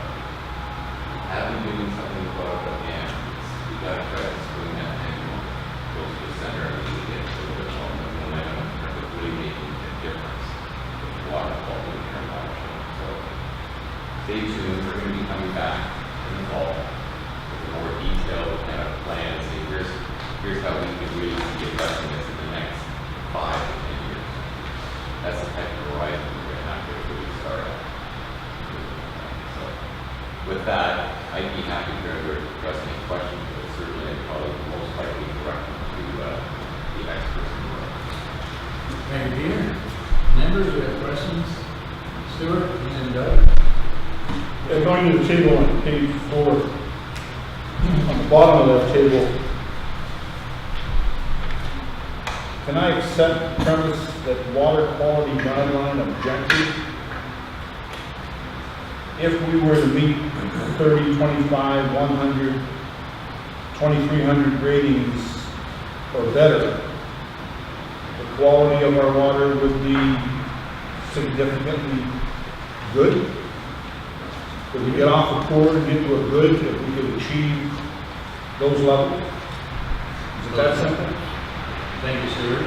Peter, Josh is going to answer for us? Or? Yeah, I would say Josh, because really, I'm the overall facilitator, presenter of the report, but you go to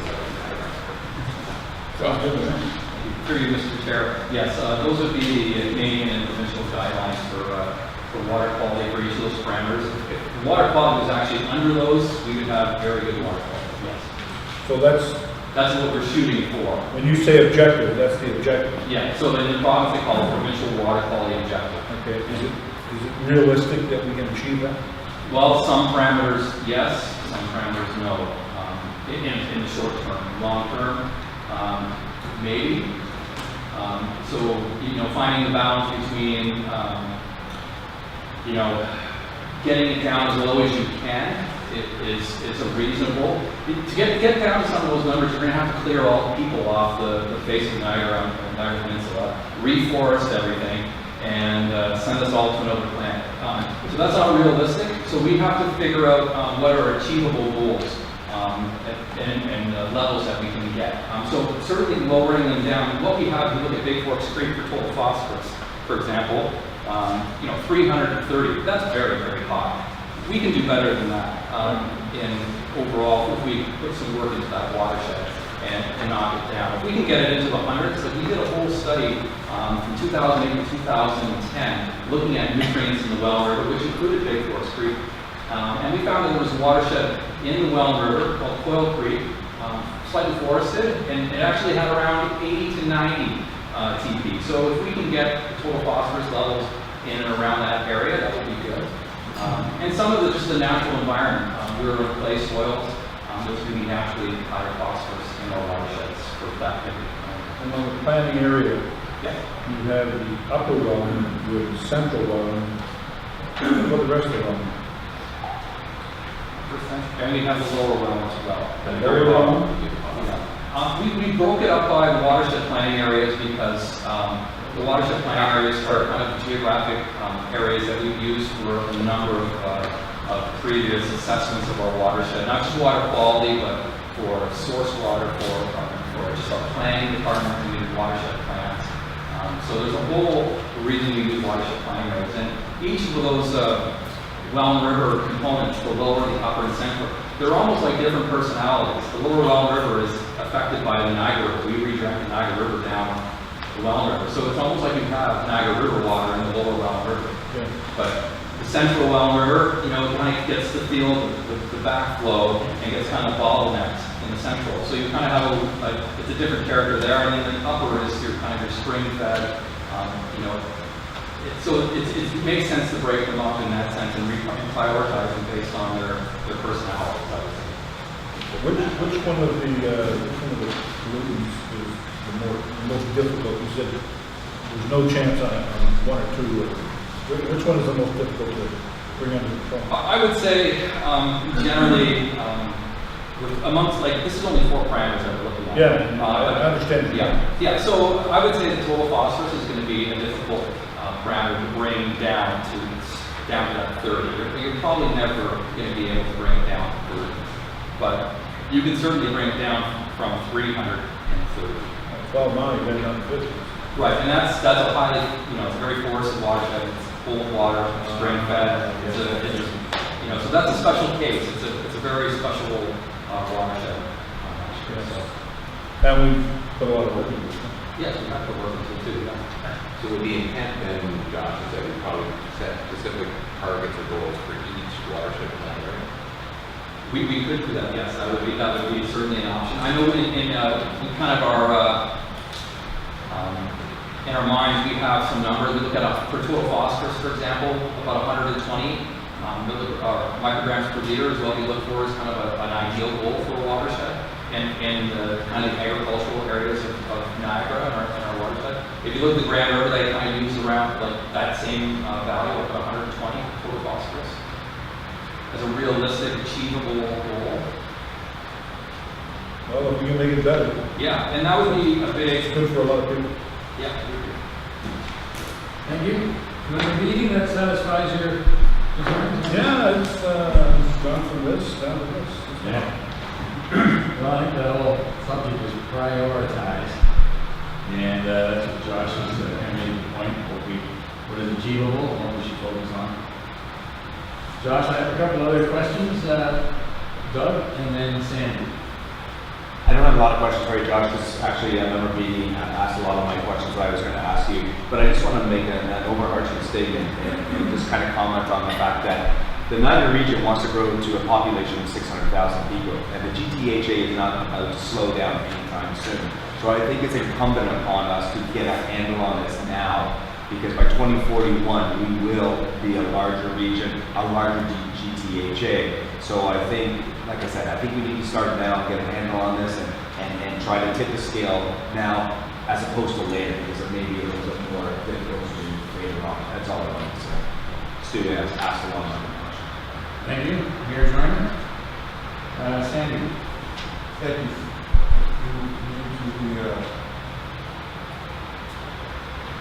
To the technical advisor, I don't know what title you use now. Water quality specialist? Water quality specialist. You use more water quality specialist.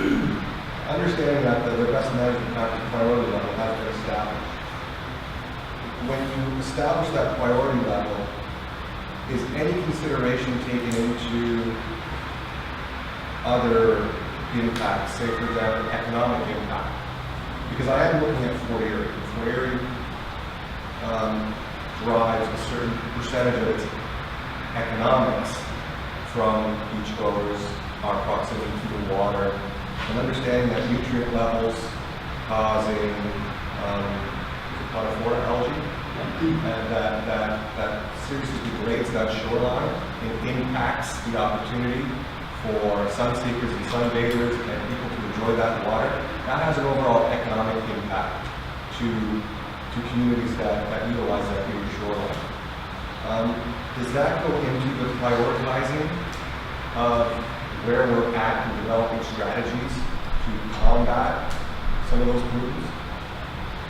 Through you, Mr. Chair, yes, we've done numerous watershed plans, and the watershed planning process looks exactly at what we're talking about.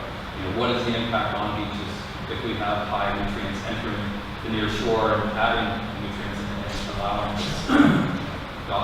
to grow on beaches? How's that impacting residents? So we need to focus on, I would say, watershed planning. That's what kind of takes in all those things. I'm specifically just the subject expert on water quality and chemistry and so on. But the watershed plans bring all that information, the economic, the social, and environmental all together to deal with the issues.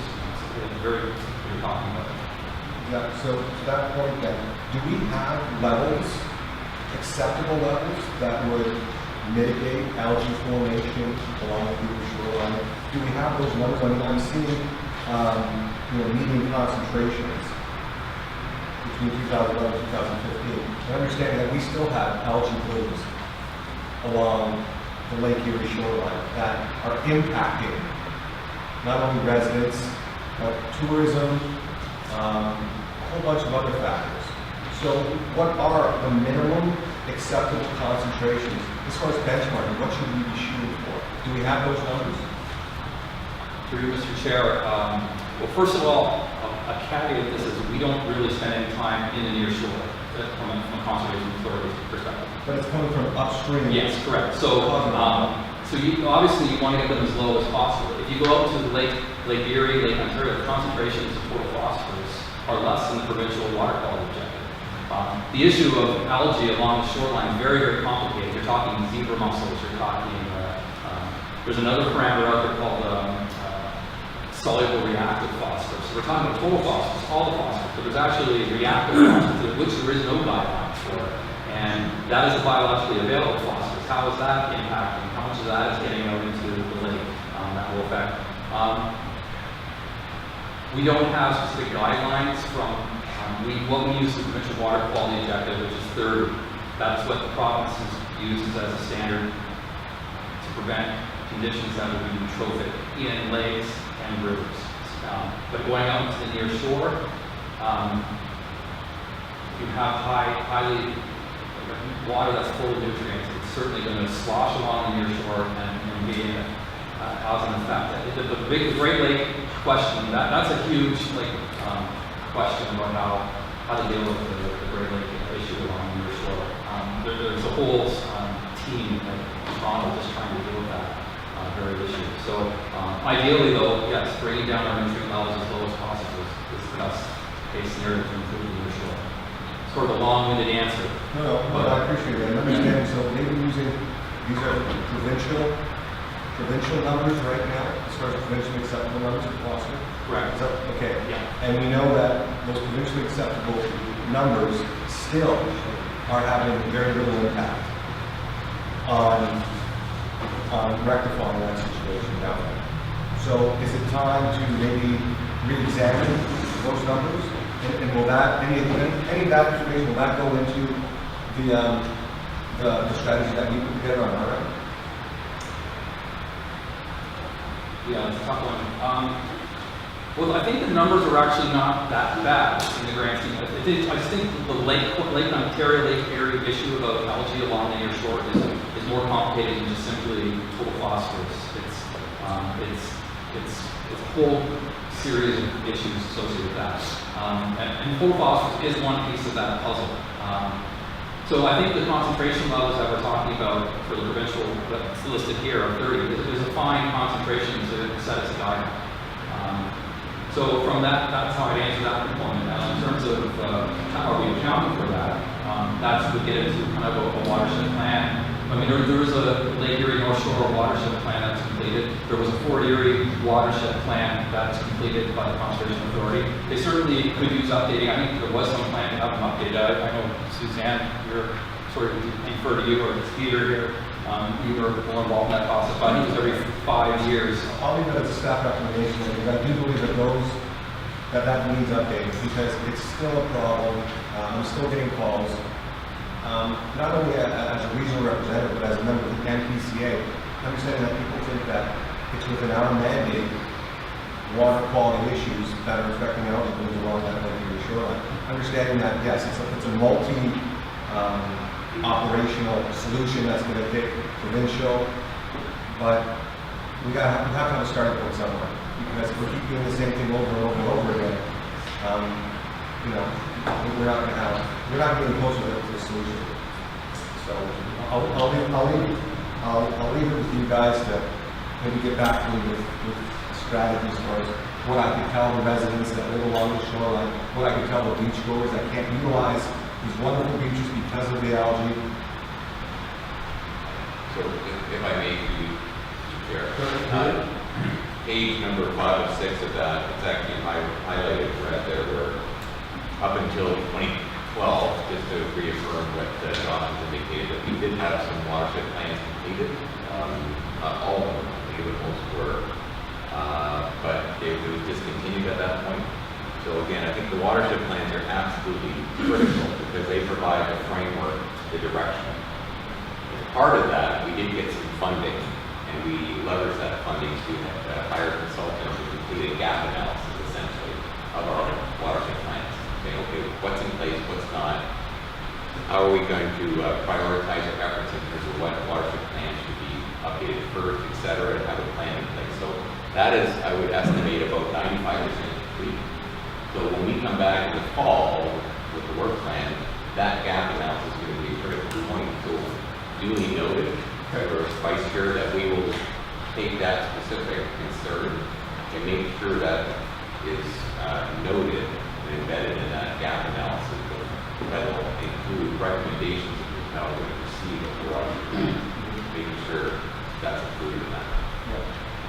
And just one more final point. Even if you guys need any modeling with respect to what the economic impact is to unhealthy shorelines and inaccessible beach areas, I'm sure we can provide that for you as a town, or as a region, as far as what the economic impact is of that as well.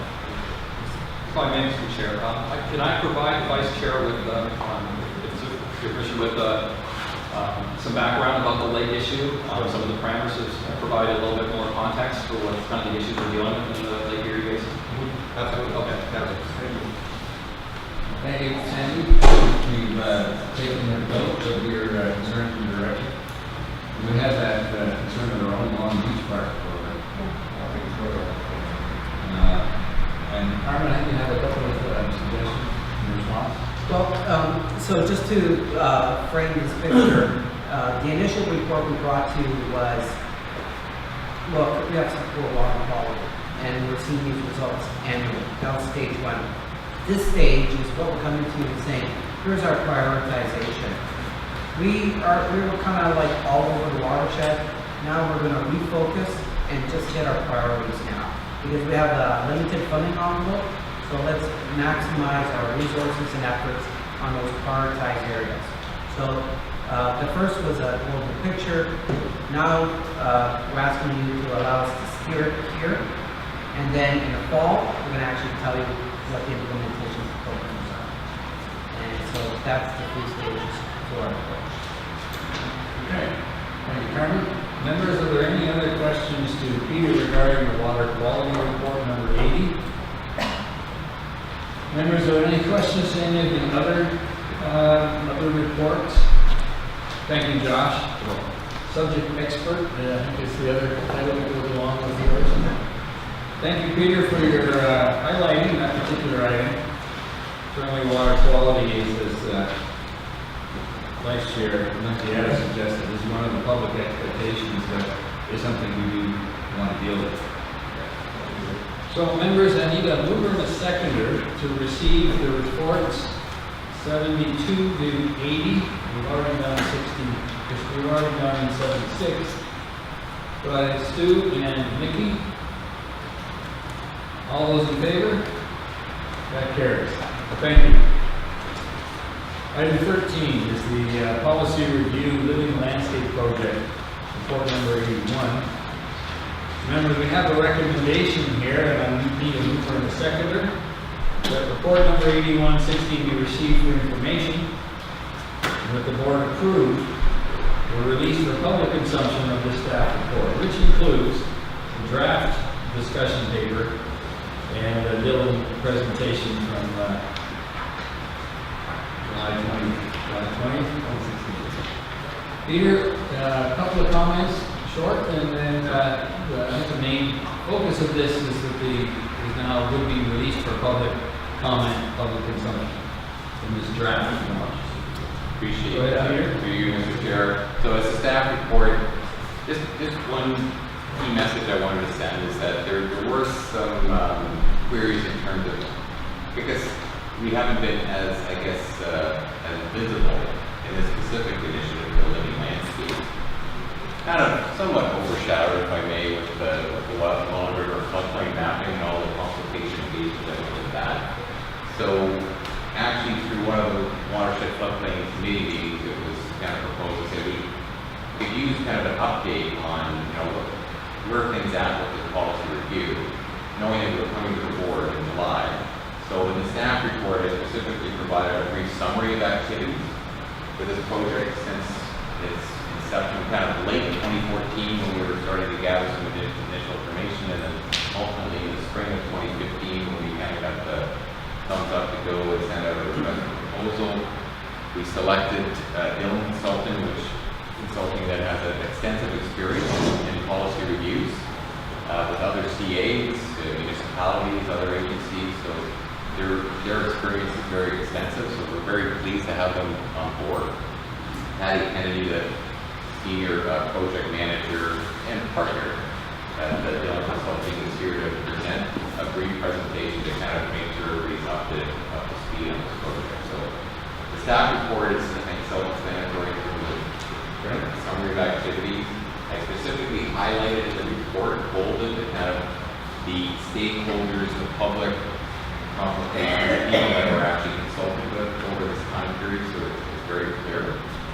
And then ultimately, it's the other final point I wanted to make is that there's a lot of planning work that's taken us to this point and various interactions that we've had, but really we're only at the point now where the sleeves get rolled up and we really take a hard look at the policy document, try to get a rough initial policy document in place, at which time we will in the fall go back to the public again and say, okay, we've heard what the kind of primary concerns are. Here's the first cut out. What do you think? And then we'll continue to do the process. So, Patty Kennedy, I want to call him up and he'll again provide kind of an overview of where we've been and more focused on kind of the main elements we picked up from this draft discussion, which again is highlighted in the staff report. Thank you. Enough for me. Members, I do understand the timeline we have to deal with this morning, and Patty does as well, but this review of our policy is significant and important, and we need to take every opportunity to explain to the board and the public how we're working through this process. This is one of the areas where the province does give each conservation authority a fair bit of latitude on their own policy.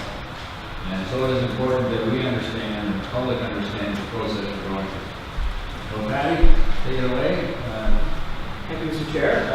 So I appreciate you guys got a busy day today. I'll try to move quickly through the content. I do apologize, it's a bit heavy. There's a lot of material. It's kind of dense. So maybe I'll try to move more into questions at the back end rather than going through verbatim all the points on the slides. But I basically want to cover three elements. Today I want to give you a bit of an update on where we're at with the project, provide you with a few highlights from our report, and talk a little bit about the next steps.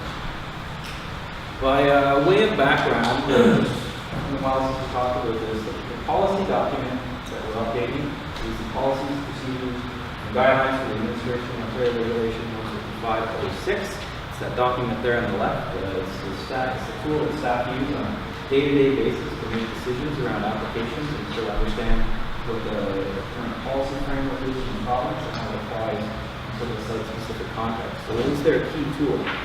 Our job is working with staff to update it, bring it up to date. Why does it need to be brought up to date? Well, there's a couple of reasons. One, it is actually identified in your strat plan as a priority project that you update this document. Second point is, there's a whole bunch of things that have changed since it was last created. It was originally drafted in 2007, a few amendments here and there since then, and it's over 5 years since it's been a housekeeping amendment, and there's a lot of plans and policies that have changed since then. Locally, a bunch of official plans have been updated. There's emerging considerations around climate change and some of the things we heard discussed this morning could influence policy practices based on the topic. So, very dynamic landscape. Final point to make is we are aware that the provincial planning framework is always changing. There never seems to be a good time to update something because as soon as you start, there's another process that is going on. So to that point, we're aware that there's 4 provincial plans under review. 3 of them that apply in this context, the village plan, the redevelopment plan, and the Scarlet plan. We're also aware that the province needs the climate change action plan. There's a number of different things that are going on with the informance process, and to the extent possible, we're trying to dovetail those other things. And if we can't, the policy document will identify how to amend it at a later date, so we don't prolong the adoption of the plan extensively. Now the process is a 3-phase process. So the first, I was last with you at the end of the first phase, just highlighting the beginning of the background research and the project launch. We are now at the tail end of the second phase where we've done a fair amount of analysis and background research on your current policy document, trying to identify what the gaps are. And we're at a point where we'd like to get it to the public to get some more feedback on that, on the discussion paper, and also begin to work on the draft document in phase 3. So I'll be back at a later date when next time I see you with the draft of the policy documents for us to review and discuss it at the next time. Peter did highlight some of the engagement activities, and not to belabor the point, but we have a couple of different groups and levels of engagement that's been going on through this process. Of course, we have 4 meetings 4 times in front of you through this process. We have a core working group that we meet with regularly that is consisted of representatives of the area municipalities. They've vetted the content in the discussion paper and got a lot of comments from them. We present to the Community Liaison Advisory Committee 3 times as well to get a sounding board, to get a general sense of what some of the different stakeholder perceptions may be around the issues that are covered in this policy document updated. We have a series of public engagement activities to deal with, to give landowners and members of the public a chance to talk and contribute to the process, and staff have been spearheading our engagement with First Nations as part of the duty to consult. There's a diagram in the report. The next 2 slides are really just about, this is kind of a complex subject matter. There's a lot of interrelated parts and pieces, and a good policy document presents it nice and clear. So you don't have to worry too much about where everything comes from. But it is worth noting that this document has to speak to a whole bunch of planning regulations that are in the Planning Act, the Zero Act, MBL Act. It has to speak to your primary mandates under the Conservation Authorities Act. It has to speak to other specific pieces of legislation like the Environmental Assessment Act. So either when you're commenting on an environmental assessment process, you need to be aware of that process and what the boundaries are of it. The Clean Water Act, particularly the Niagara Source Protection Plan, approved. There's also a whole bunch of supplementary regulations that are not primary, but the policies need to be informed by control awareness of the Building Code, and the Drainage Act, and the Energy Act. So all these different pieces have to inform the policies. It isn't just solely the Conservation Authorities Act that the document speaks to. To make it a little more complicated, how you apply the policies depends on the role that you're fulfilling, and you're probably all really aware of this, but for anybody who watches this presentation later or downloads it, there is at least 5 important roles that the staff and the NPCA execute on any given day. They're either acting as a regulator under Section 28 of the Conservation Authority Act, when they're doing sort of development approval or permit approval in a regulated area. They may be acting on behalf of the province under the delegated interest, provincial interest, which is part of Section 3.1 of the PPS, including floodplains and flood hazards. Maybe acting as a public commenting body They may also be acting as a resource management agency, which is some of the stuff we heard today. They're producing programs, things that are around the watershed to improve conditions. Also as a service provider, there's a number of MOUs in place, all local municipalities. And finally, as a landowner, there's just a So those two slides capture the complexity of policies and how they need to be positioned. And what I wanted to turn my attention to in this next part really is to provide some highlights on what we found. So the discussion paper is kind of a foundation document. It's just intended to have a bit of a transparent platform so before we go and draft the policies, people can see what we flagged as issues, what we thought the opportunities for improvement are, and also people tell us what we might have missed and what they think they need to address as well. So maybe just in case I move too quickly, there are two big deliverables for us. One is discussion paper, and the second one is independent of that, which is the draft, which is the policy document itself. Okay? This discussion paper is intended to mirror the content that you see in that policy document. It talks a little bit about the organization of the document, and it covers these discrete topics as well, outlining provincial legislative context for it, what the current document, policy document says about it, and what some of the opportunities for improvement may be sort of under each heading. As a general observation, I'll just say this ahead, there's a lot of little things that can be done in this document to make it better. Collectively, make it way more functional, way more robust, etc. But as individual things, as I go through them, you may say, that doesn't sound like much, that seems small, it seems like a lot of small things, and I'll try to highlight anything I think is bigger.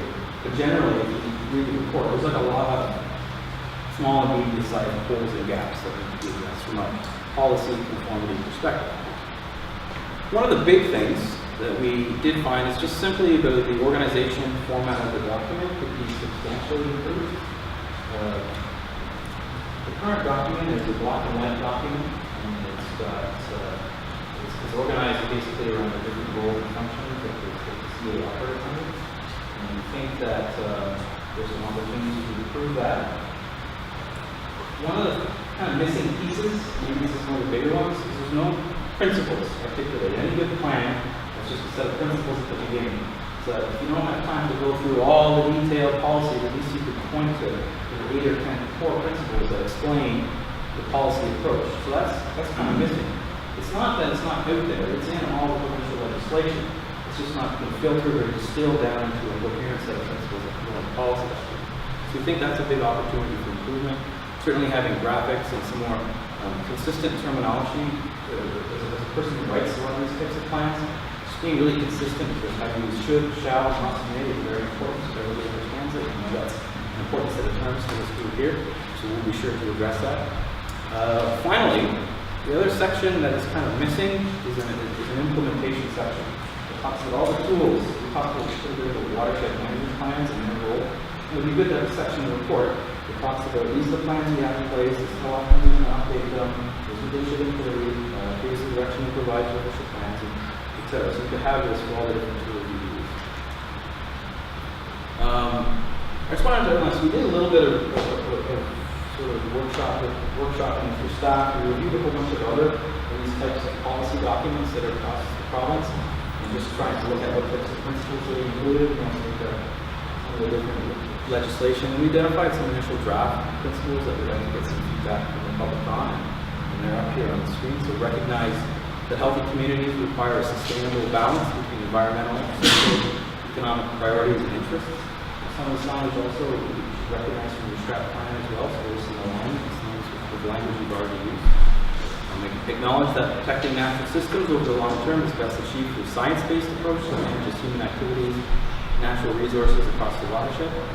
Consider the impacts of climate change on people, property, and the environment. Avoid the potential for negative impacts to people, property, and environment by directing development and site operations away from natural features. Work with landowners, stakeholders, municipal and private partners to develop appropriate policies that meet the requirements of all relevant legislation. Continuously pursue practical approaches to the management of water and natural resources based on the application of sound science, creativity, and innovation. Learn from and inform watershed residents, member municipalities, partners, and clients of the value of watershed features and functions, and minimize the potential risk of harm to people and property resulting from flooding, wherever the slopes are built.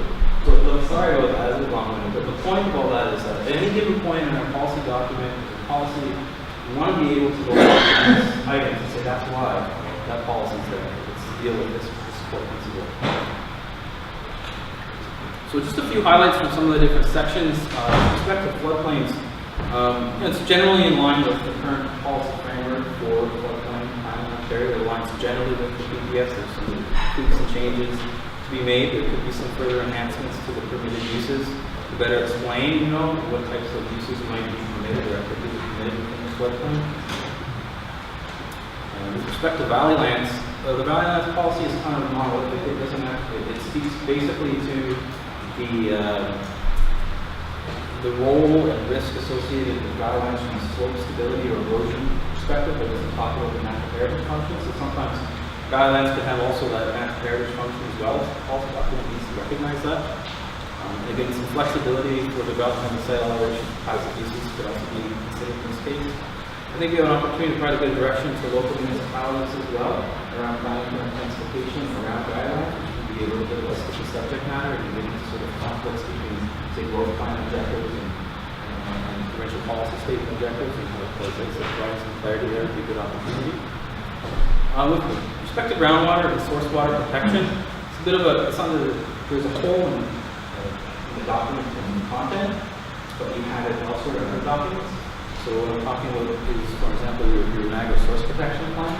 The current policies don't talk anything about source protection. It's just we need to update it to reflect that there's a main document that deals with that and provide the appropriate cross-references. Great Lakes shorelines. The policy framework would benefit from a number of improvements and enhancements, some of them being providing direction on how to address changes to existing developments that might already be in the hazard area, gap, maybe opportunities to encourage more natural forms of shoreline protection, sort of thing, and provide maybe some greater linkages to the watershed plans that have been approved or in place or being updated. With respect to wetlands, the wetland policy framework is solid and we have in the current policy document. It does reflect the provincial policy statement and a range of permissions associated with wetlands. One of the things more modest is just the language. Some of the definitions need to be updated and tweaked a little bit there, and again, some further guidance on passive recreational uses would be helpful to do. Again, the same could be said for natural heritage systems planning. A lot of definitions have changed honestly and need to update them. For example, the definition of natural heritage systems has changed to tighten that section up a little bit. A lot of the source tools that are used by biologists and staff to evaluate environmental features, that source document can change, the references, those documents need to be updated.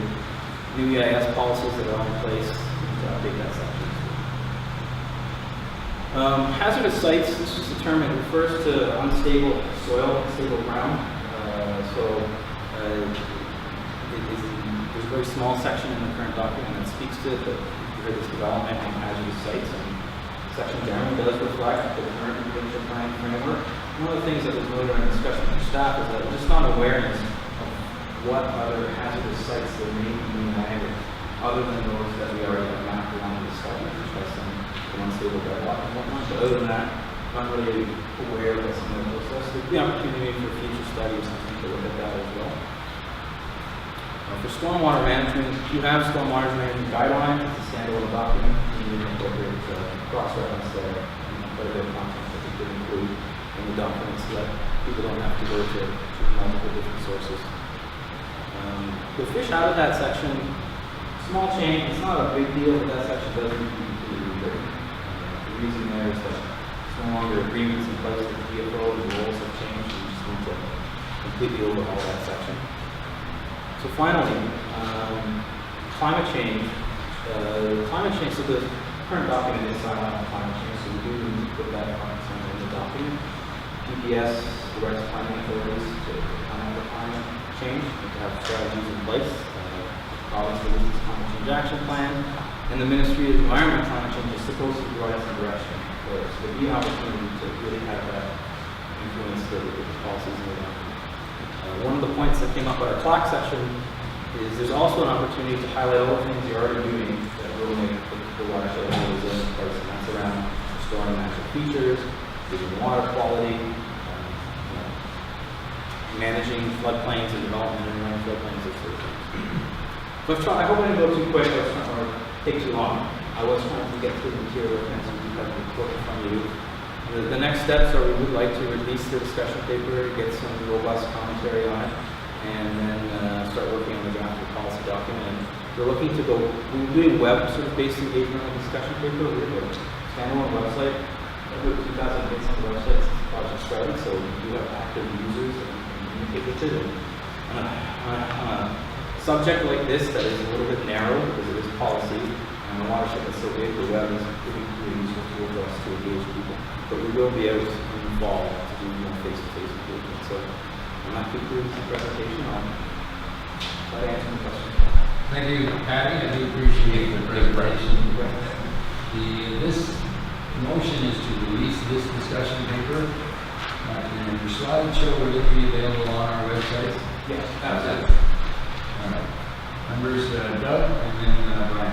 Mr. Chair, thanks, Patty, thank you for the presentation. Very clear, quick, and concise as much as possible. You did say it's very heavy, and we agree that it is. One thing I just want to talk about is that you are right, and the last time that we did something like this was 2007, and since that time, many of the municipalities in Niagara and many of the municipalities across Ontario, their official plans have changed. West Lincoln has, I know many of my neighbors have too as well.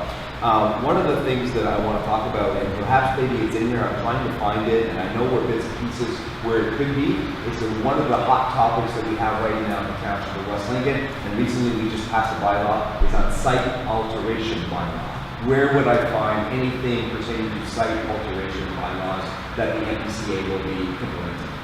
So that there is, in the current policy document, there's a small section on site alteration bylaw. I don't think we address that in any comprehensive way in this document. I would suggest, Patty, that you do, and I would suggest that you look at all of the neighboring municipalities in Niagara, Haldeman, and Hamilton, since that's our watershed, to find out what we're doing in each one of those municipalities as it pertains to a site alteration bylaw. We do that, absolutely. Okay. Quite honestly, Mr. Chair, if I can just make a comment, we are very sick and tired of a lot of different bills coming from other neighboring municipalities to the north. I'm going to suggest perhaps maybe the Toronto area.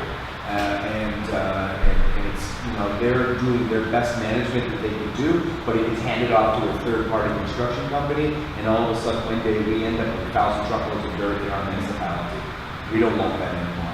And we want the administrative environment to be more involved in site alteration and fill coming into our municipalities. Now, the caveat to that, Mr. Chair, is that we do not want to infringe upon the rights of our agricultural people and our farmers. They have rights. They really do. And we respect that in West Lincoln, their rights, a farmer's right to fulfill on their land. So we've tried to, in our site alteration bylaw, find that happy medium, that balance, so that we protect ourselves, but also allow the farmers to do what they do best and be protectors of the land. Thank you, Mr. Chair. Thank you. Patty, we have noted that in the minutes of the meeting, we can take note of that. And so it'll be something to be able to advise us on how you're addressing that. And what you're asking for now is to release the current discussion paper, which may or may not have these particular items that we raised today in it. But you will be able to respond to it once it's released? Yeah, and any matters that come up today that the board feels are missing in content, depending if there's a lot, we can certainly open it up and change it and release it in a week or two's time. Or if it's just a small thing, we'll do a short little addendum and we'll post that. So your suggestion is that with maybe a week's delay, you might be able to incorporate some of the suggestions that were what's in today. Sure, absolutely.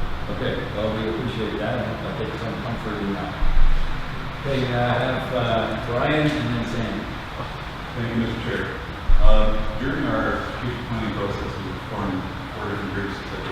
The policy group had the largest task, but its objective was for board members as well as members of the public to clearly discern what is the mandate, what's the source of this policy, and secondly, is it firm or does it have some interpretability or flexibility, or is it locally derived, okay, and something that originates from this organization that the community named.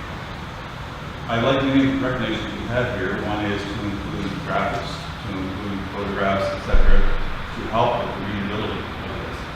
But it is a pretty gargantuan task, given the diversity of topics. Can I recommend that you give consideration to using colored text to demonstrate? For example, it doesn't have to be this color. Red if it is mandated by an organization that's external to us and is an absolute must-do. Orange or green or whatever, for something that is given to us as a broad mandate where we are the interpreters in terms of flexibility in the questions. And then some last color that would be policies that originate with this body, are ordered by this body, and can be changed by this body without any recognition of provincial or federal bodies as their law. If that sort of color coding, whatever colors it happen to be, could be instituted, it would make it, might be more readable for the people, particularly from some point in time new members of this organization, but more importantly, more readable and understandable to members of the public. We keep saying, because over time historically, we've had more and more given to us. We've had more and more concern with people in the environment for protection, etc. Having means of clearly picking up what's mandated, what's interpretable, and what's totally flexible would be helpful. Okay. So, like we frame that, there are a lot of different ways to deal with it, and certain color-coded text could be one way. And I think what we'll do is take that suggestion, talk with staff, and sort of bounce around a couple of different ideas on how to do it. Traditionally, in other types of documents, use very precise words, which is only good for the interpreter and the individual reader at first glance. So I get the point that it is about kind of easily being able to see it, go ahead and to read for the word like encourage, which we all interpret to be, you don't have to do it, but you encourage, you'd like it. So I usually use language precisely, but we can use graphics and formatting to augment that approach. And secondly, there's considerable attempts currently to coordinate review to try and get commonality language, rich policy statements, the various kinds, etc. And hopefully we'll be current with that, because it should be basically, it's part of being percolated right now, it should be coming to finalization sometime in the months ahead, because we incorporate this report. So to the extent possible, we're sort of aiming to end this, try and get this done before the winter, or sort of in the calendar year. If the province comes out with this new document within a reasonable timeline, and we can incorporate them with new definitions, that can be done. Otherwise,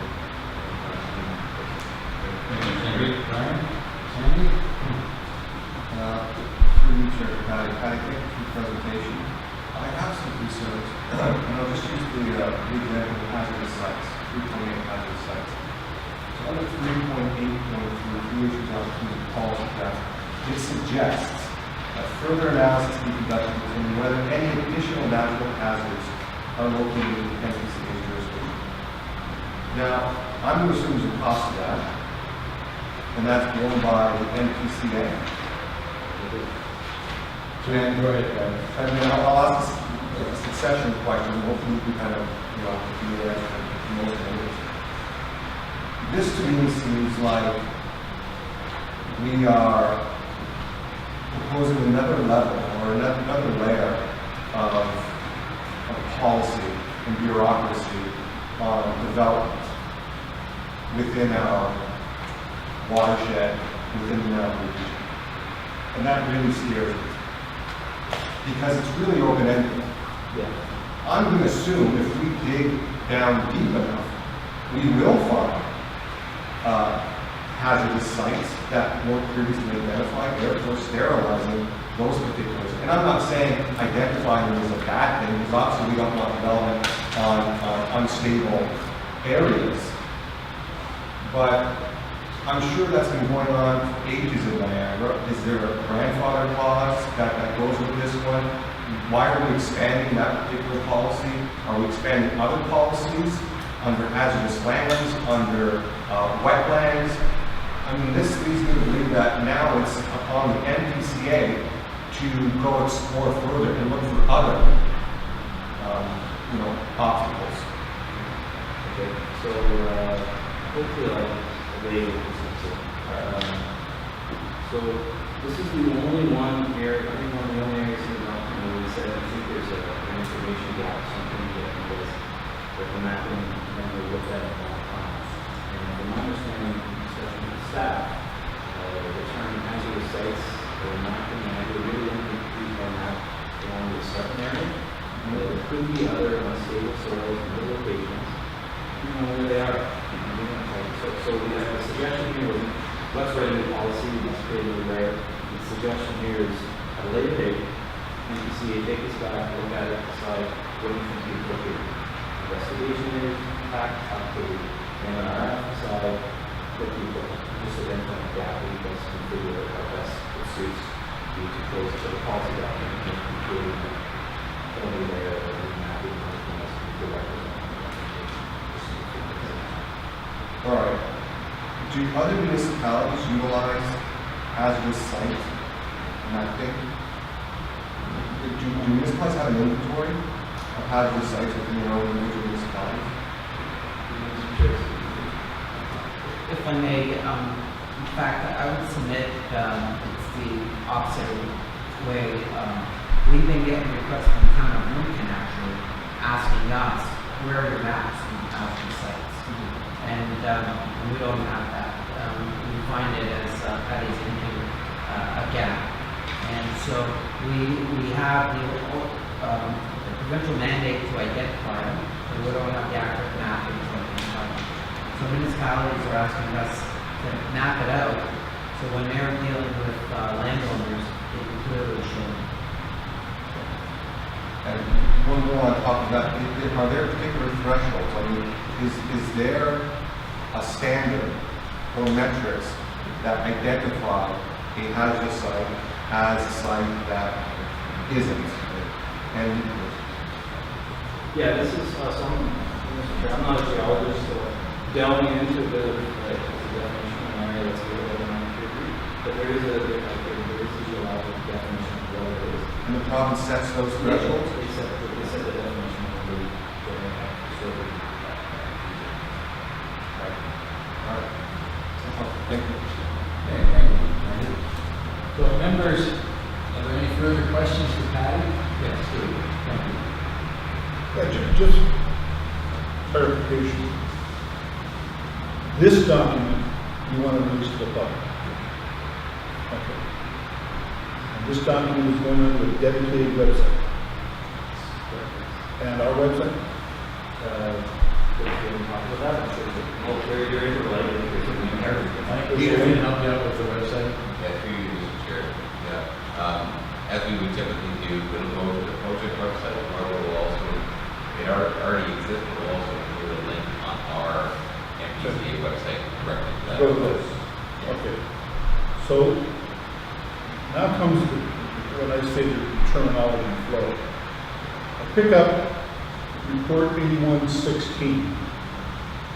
And purpose says guidance document titled Policies, Procedures, and Guidelines for Administration of land use policies. So I'm looking at this document, it's telling me that we're going to have a development of policies, procedures, and guidelines for the NPCA. Is that an accurate description of this project? Patty, would you clarify? Or is it just policy? That document you use references the current title of the document we have in place at WeeStreem. Okay, now this is the current. Okay, so you're going to update it. Are you going to include the policies, the procedures, and the guidelines? Everything is being reviewed. Okay, so everything is being reviewed. I go to this document, and they both say document review, which is good. Document review, we're reviewing our procedures. I know at least one standing committee that is waiting for our policies on watershed. But then I turn to this thing, policy review, document review, and it's called living landscape. Is there a disconnect in terminology? Because this, I'm planting trees. All right, Patty, would you? So a really great question, a very good question. And over the years, and having done policy and review exercises for municipalities and open conservation authorities. One of the biggest problems is, the easier part is for me to sit at my desk with a bunch of documents, review it, and make recommendations. Hard part is to get people's interested in what I have to say, get their opinions, get their thoughts, and challenge, debate, and pull apart and make a good policy. For any of you done an official plan project, sometimes the attendance at these things can be really low. Take the newspaper, official plan review, nobody's showing up. Right. So what we did, one first thing we did is just come up with a brand for this project. We might go up and say, we'd like to talk people about policy, procedures, guidelines, administration, blah, blah, blah. No one's even listening to what's up. So we call it, the name of the project, we call it Living Landscape. It's easy to understand. And it's just sort of more brand to wrap it exactly to review it. But if I were to use that as the advertising logo, people wouldn't know what the hell it is. If they're interested in that, they may then ask questions. Like if it's a discussion paper and underneath that discussion paper title, you were to put in policies, procedures, NPCA policies, procedures, and guidelines, then this document, you get my drift, because if I were to pull up on the website Living Landscape, big deal.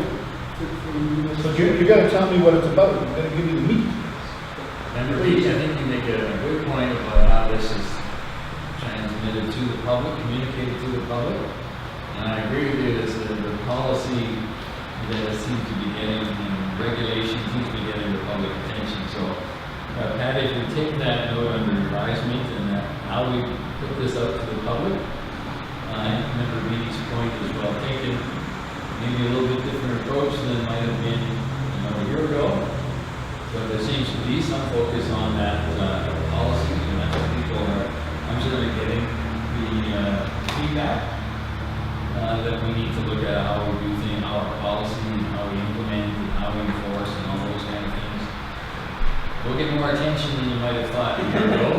We came up with this Living Landscape branding. Mr. Chairman, if I may continue, there's a whole group of people living along the Welland River who are now waiting for what is going to be the result of this.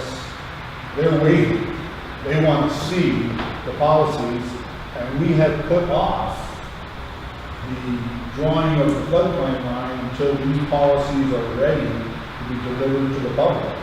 So we have to go through this entire process before we can finish the floodplain mapping. And there's going to be a microscope on this stuff, and you set this up there. I want to make sure that the people along the Welland River know it's there. Okay, fair point. Yeah, Patty? Not on all this council, but we did talk about the floodplain policy framework. Yep. Current policies we have in place. I understand it's all there, it's all coming, I don't have a problem with that. The problem I have is with the branding of the Living Landscape, which is the discussion paper for our policies, procedures, and I want that clarified. Okay. All right, members, are there any further questions?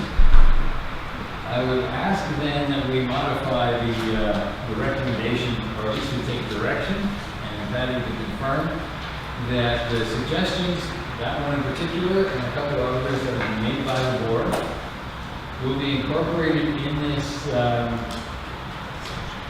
discussion paper for public consumption before you release it. So then, in 2 weeks, you'll be able to release it with the incorporation. And I'd ask board members to trust Peter and Patty to work together to incorporate our concerns, so we don't have to have another meeting to approve another release.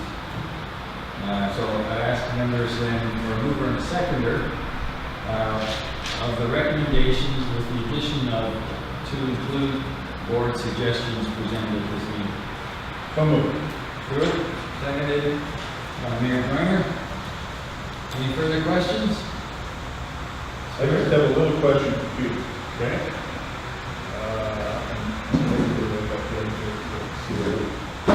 When we go to the public, you've done, I think, a fairly good job with the Welland watershed floodplain thing. and communicate with the public. If anything, we've gone way beyond, but I think we're getting a good feel for what is out there. Are we gonna use a similar model, like 6 meetings, 8 meetings, and communicate this? Because this has to be communicated across the entire watershed. Have we got plans for, surely it's not gonna be 1 meeting. Okay, fair enough. I think we can respond to that. Have we got some idea where we're going? If I may, through the chair, to Member Deedy, directed to item 4. That is our plan for 2 citizen open house meeting, events. 2 open house events, roadshow events being planned, and our web-based engagement.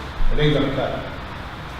2 is not gonna cut it for this size of the project. 2, I think you're up to lunch. All right. Well, the recommendations at this I mean, point. we've had, what, 12 Yeah. for the flood? Now you're gonna do 2 for your policies, procedures, and If I may, that was contained within the RFP document. Yeah, I know. We approved. And if it's this direction of the board to include additional open houses, well, you know your community better than I do. But based on my experience with the floodplain, I think you're gonna need more than 2. All right, so we can take a direction from the board, if the rest of the board agrees, that Peter come back to us with a recommendation for the next board meeting for further consultation and expansion of the phase 3 engagement. That would include a bit of a budget consideration beyond the original scope, and what recommendations would be reasonable. I'm not sure about 8. I don't think 2 is enough, maybe 8 is too much, John. Okay, Brian?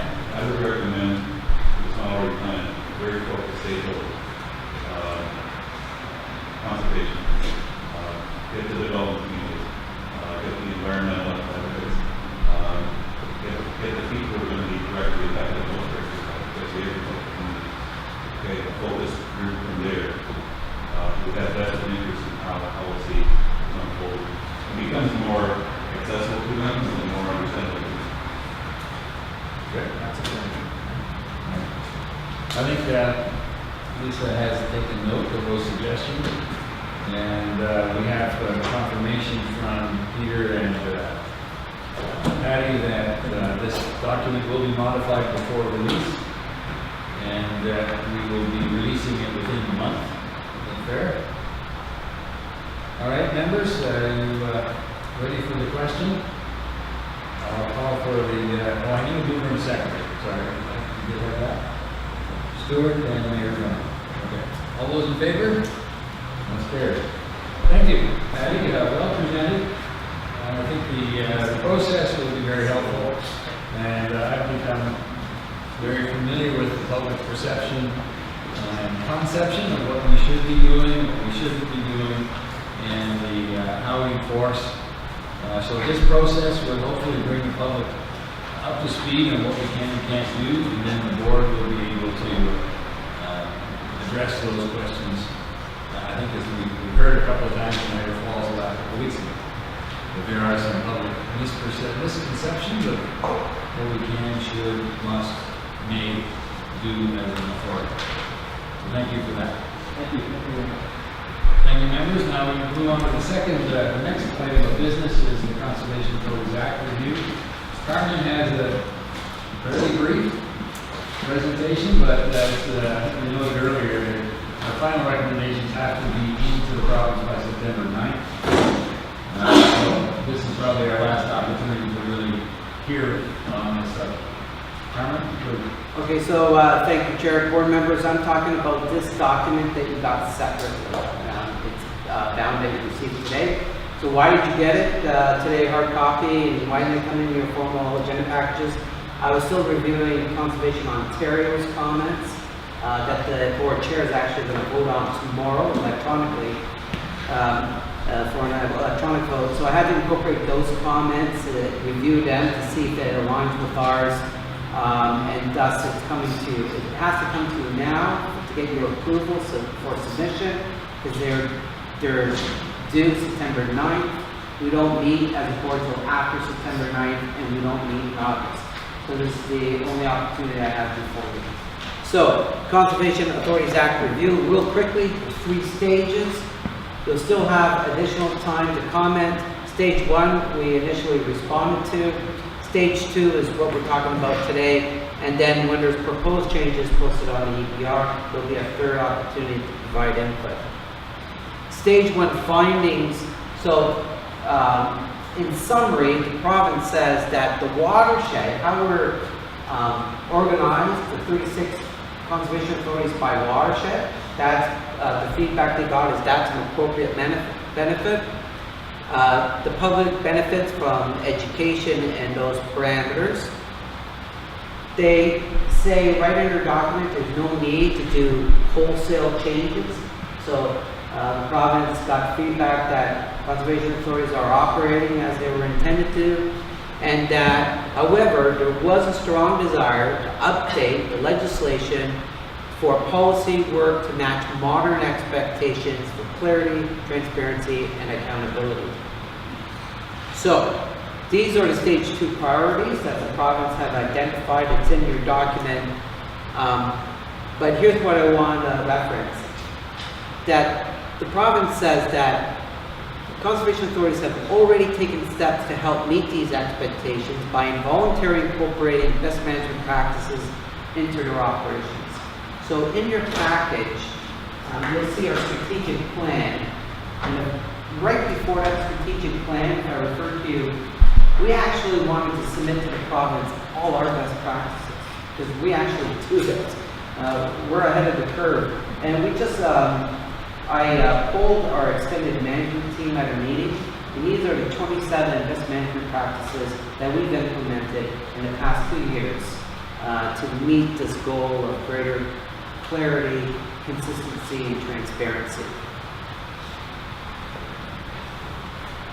So, I'm going to go over the 18 recommendations that I summarized looking for your approval. I'll go, Mr. Chair, I'll go one by one.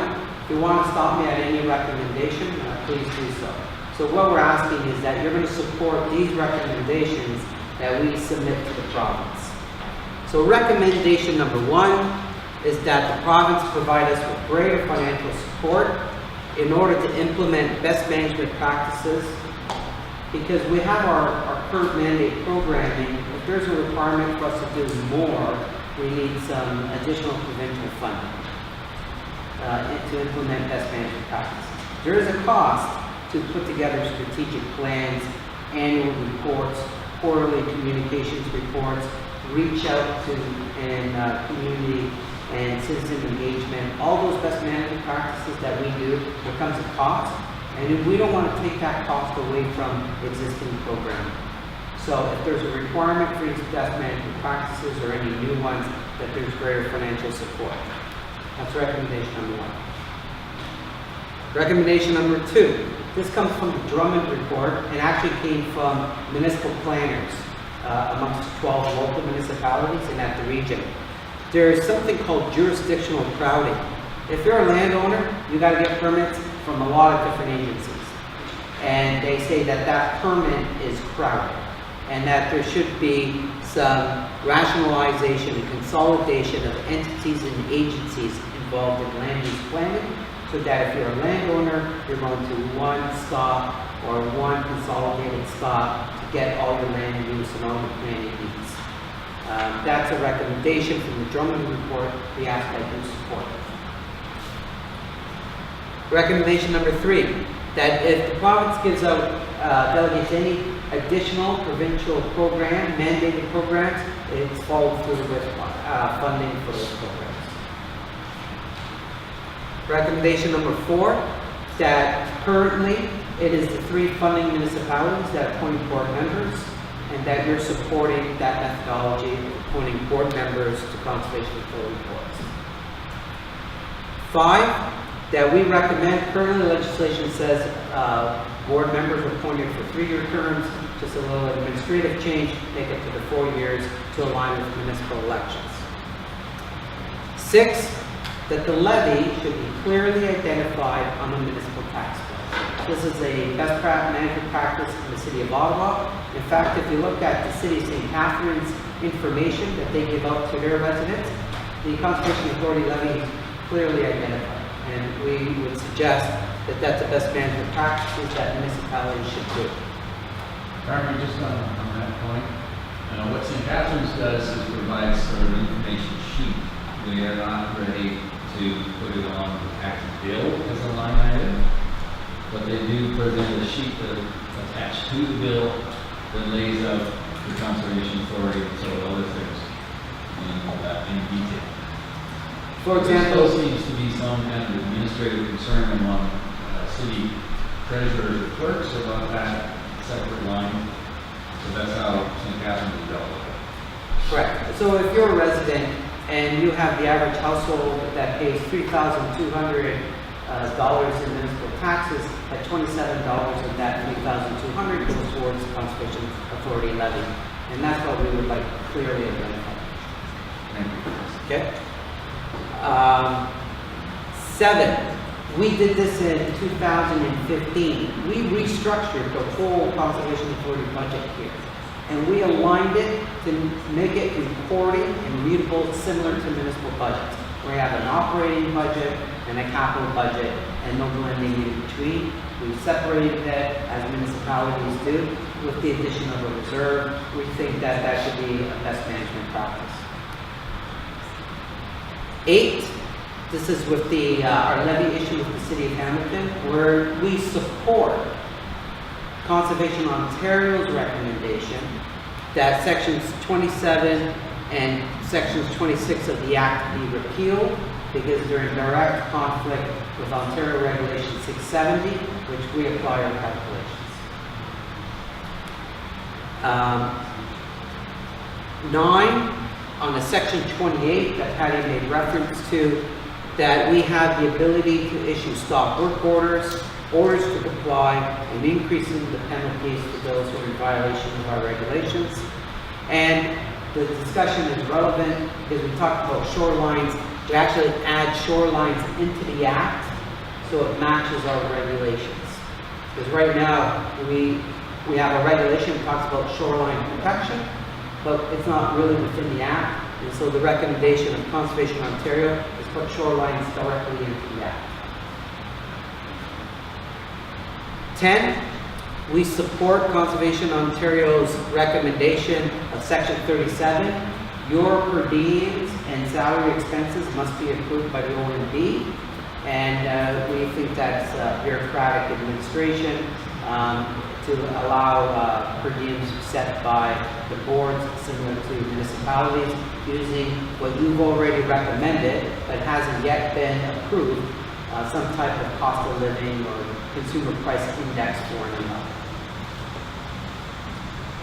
We also recommend definitions, conservation of land, and interference in any way.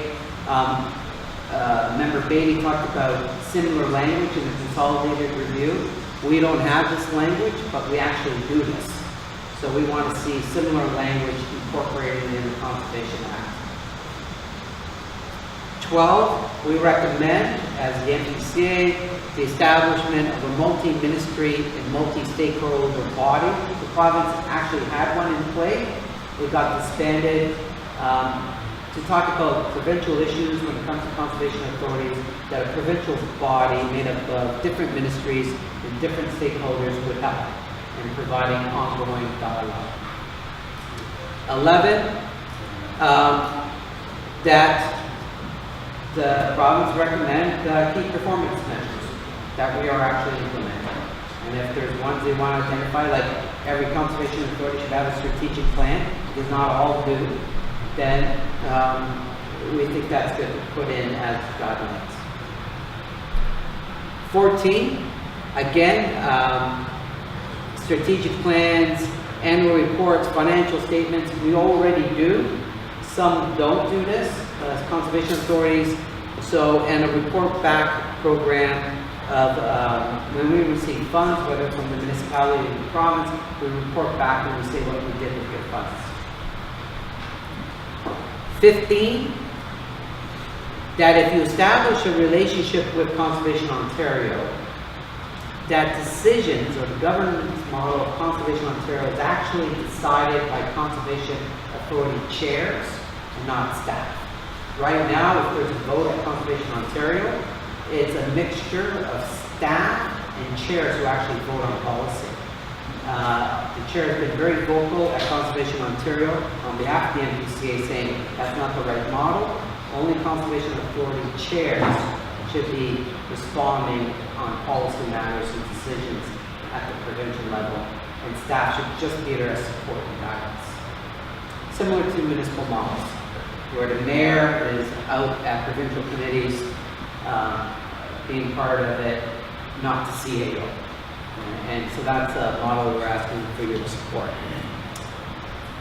That we publicly publish monthly and quarterly financial summary reports in your board package. We already do this best management practice.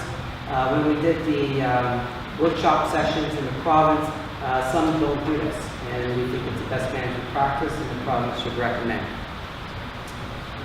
17, the document says you should streamline your permit process. We've actually already did it with our strategic plan. We asked that the province recognize that. 18, we support the recommendation that there be a memorandum of understanding for dialogue communication protocols with First Nations. And then finally, and this is key to your discussion, there's no real guidelines when you do a project, whether it's a policy review, whether it's floodplain, or you're doing a master plan. How many open houses should you do? How many should you do surveys? It's very inconsistent. I tell you, some of our colleagues come to Peter and I saying, we can't believe you did 12 community open housing meetings, right? Because they do one. And we're saying to the province, you gotta provide some guidelines. And you mandated us to do some of these projects. We are doing it, but there's inconsistency from what we do with our neighbor. Now, sometimes it's good to have that flexibility, but sometimes people question, saying 12 is too many, 1 is not enough, and we would like to see the province recommend some balance and guidelines when it comes to the type of community consultations that they believe is required as we implement their programs. So, board members, those are the 19 recommendations we're asking you to adopt in order for us to submit to the province. Thank you, Carmen. Members, I think that most of those reflect the number of discussions we've had in the past. So I'd ask you for any questions, and I need a mover and seconder. First of all, the document that you gave us only has 16. 17, 18, and 19 are not in the document, and they're not on the email already. So I'll just point that out. Okay. It's just a numbering issue. It's not a... Well, there's 16 here. In the red? There's 16, no, the 17, 18, 19 are not on this document. Oh, on the summary. Right? I missed them. They're not on the summary. Okay. And the electronic one you sent, they're not on that summary. All right. That's the first item. Modified for publication. That's the first item. The second item is I support this document except for number 8. Okay. Number 8 is the essence of what the levy dispute is all about. Okay. And I would ask that it be removed until that levy dispute is resolved. Because the Act says this, the regulation does this. Hopefully, the resolve will be that it will be based on the assessment within the watershed for that municipality and not the way it is now. Hopefully, that will be the resolve.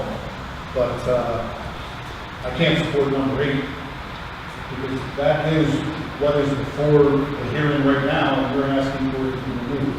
I would ask that number 8 to be removed until such a time that we proceed with the due process as we have now, sort of interfering with the due process by putting number 8 in.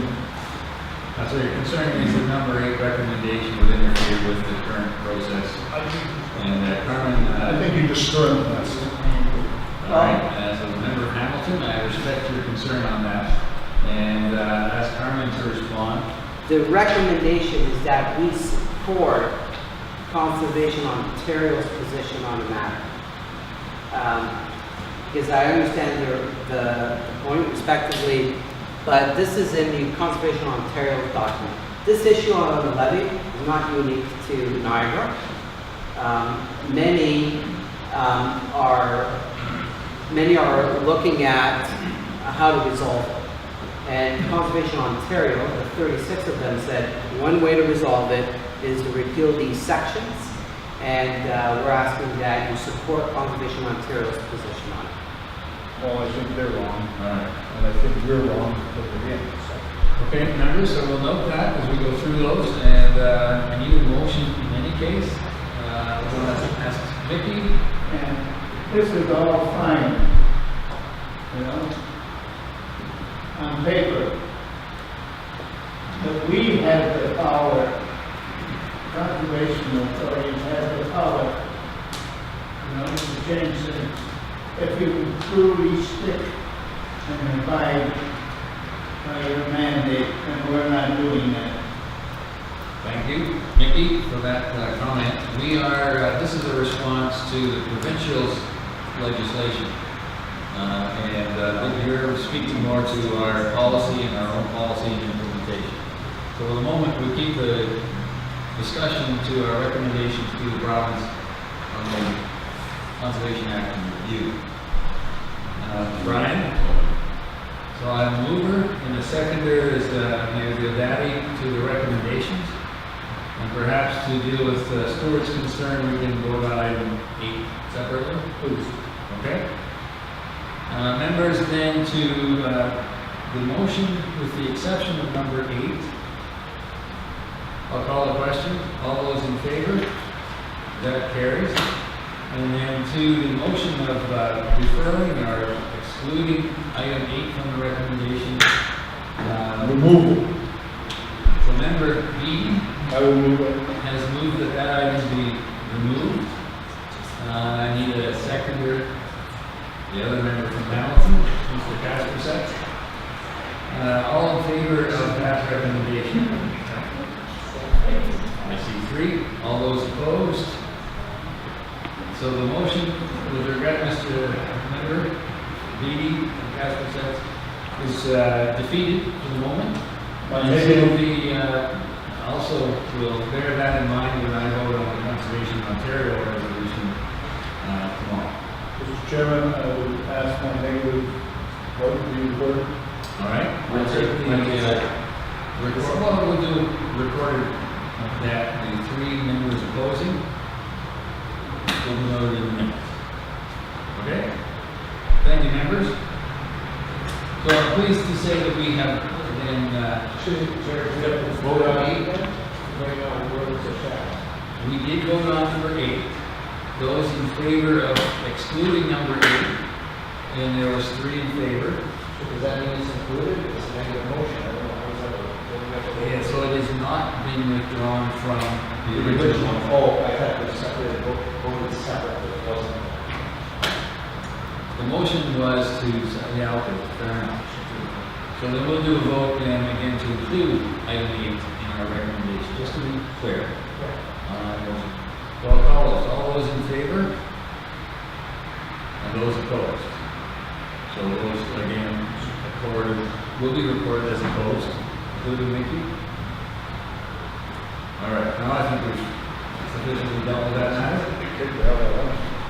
Mr. Beatty. Just a comment. It's shown in the attachment was taking a lot of credit and unjustly in recent months in terms of our operation. Maintaining the focus to see somewhere earlier in the report that there's going to be an updating of where we are planning to put and what the progress is and things being implemented. I would recommend this be included for a communication piece at that point in time for formulating and hearing this is just a change that will happen. It isn't spelled out here as I can see in this kind of list.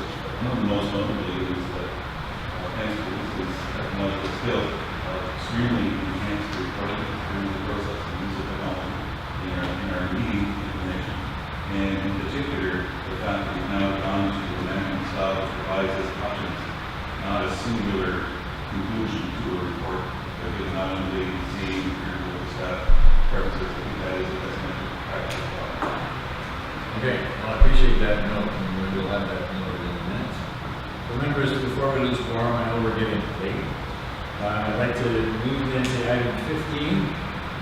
That's a resolution, that report number 8316, regarding the memorandum of understanding with Alderman County, Long Point Region Conservation Authority, and the Grand River Conservation Authority received, and the CAO Treasurer of the NPCA directed to formally enter into this memorandum of understanding, and immediately follow the approval of this report.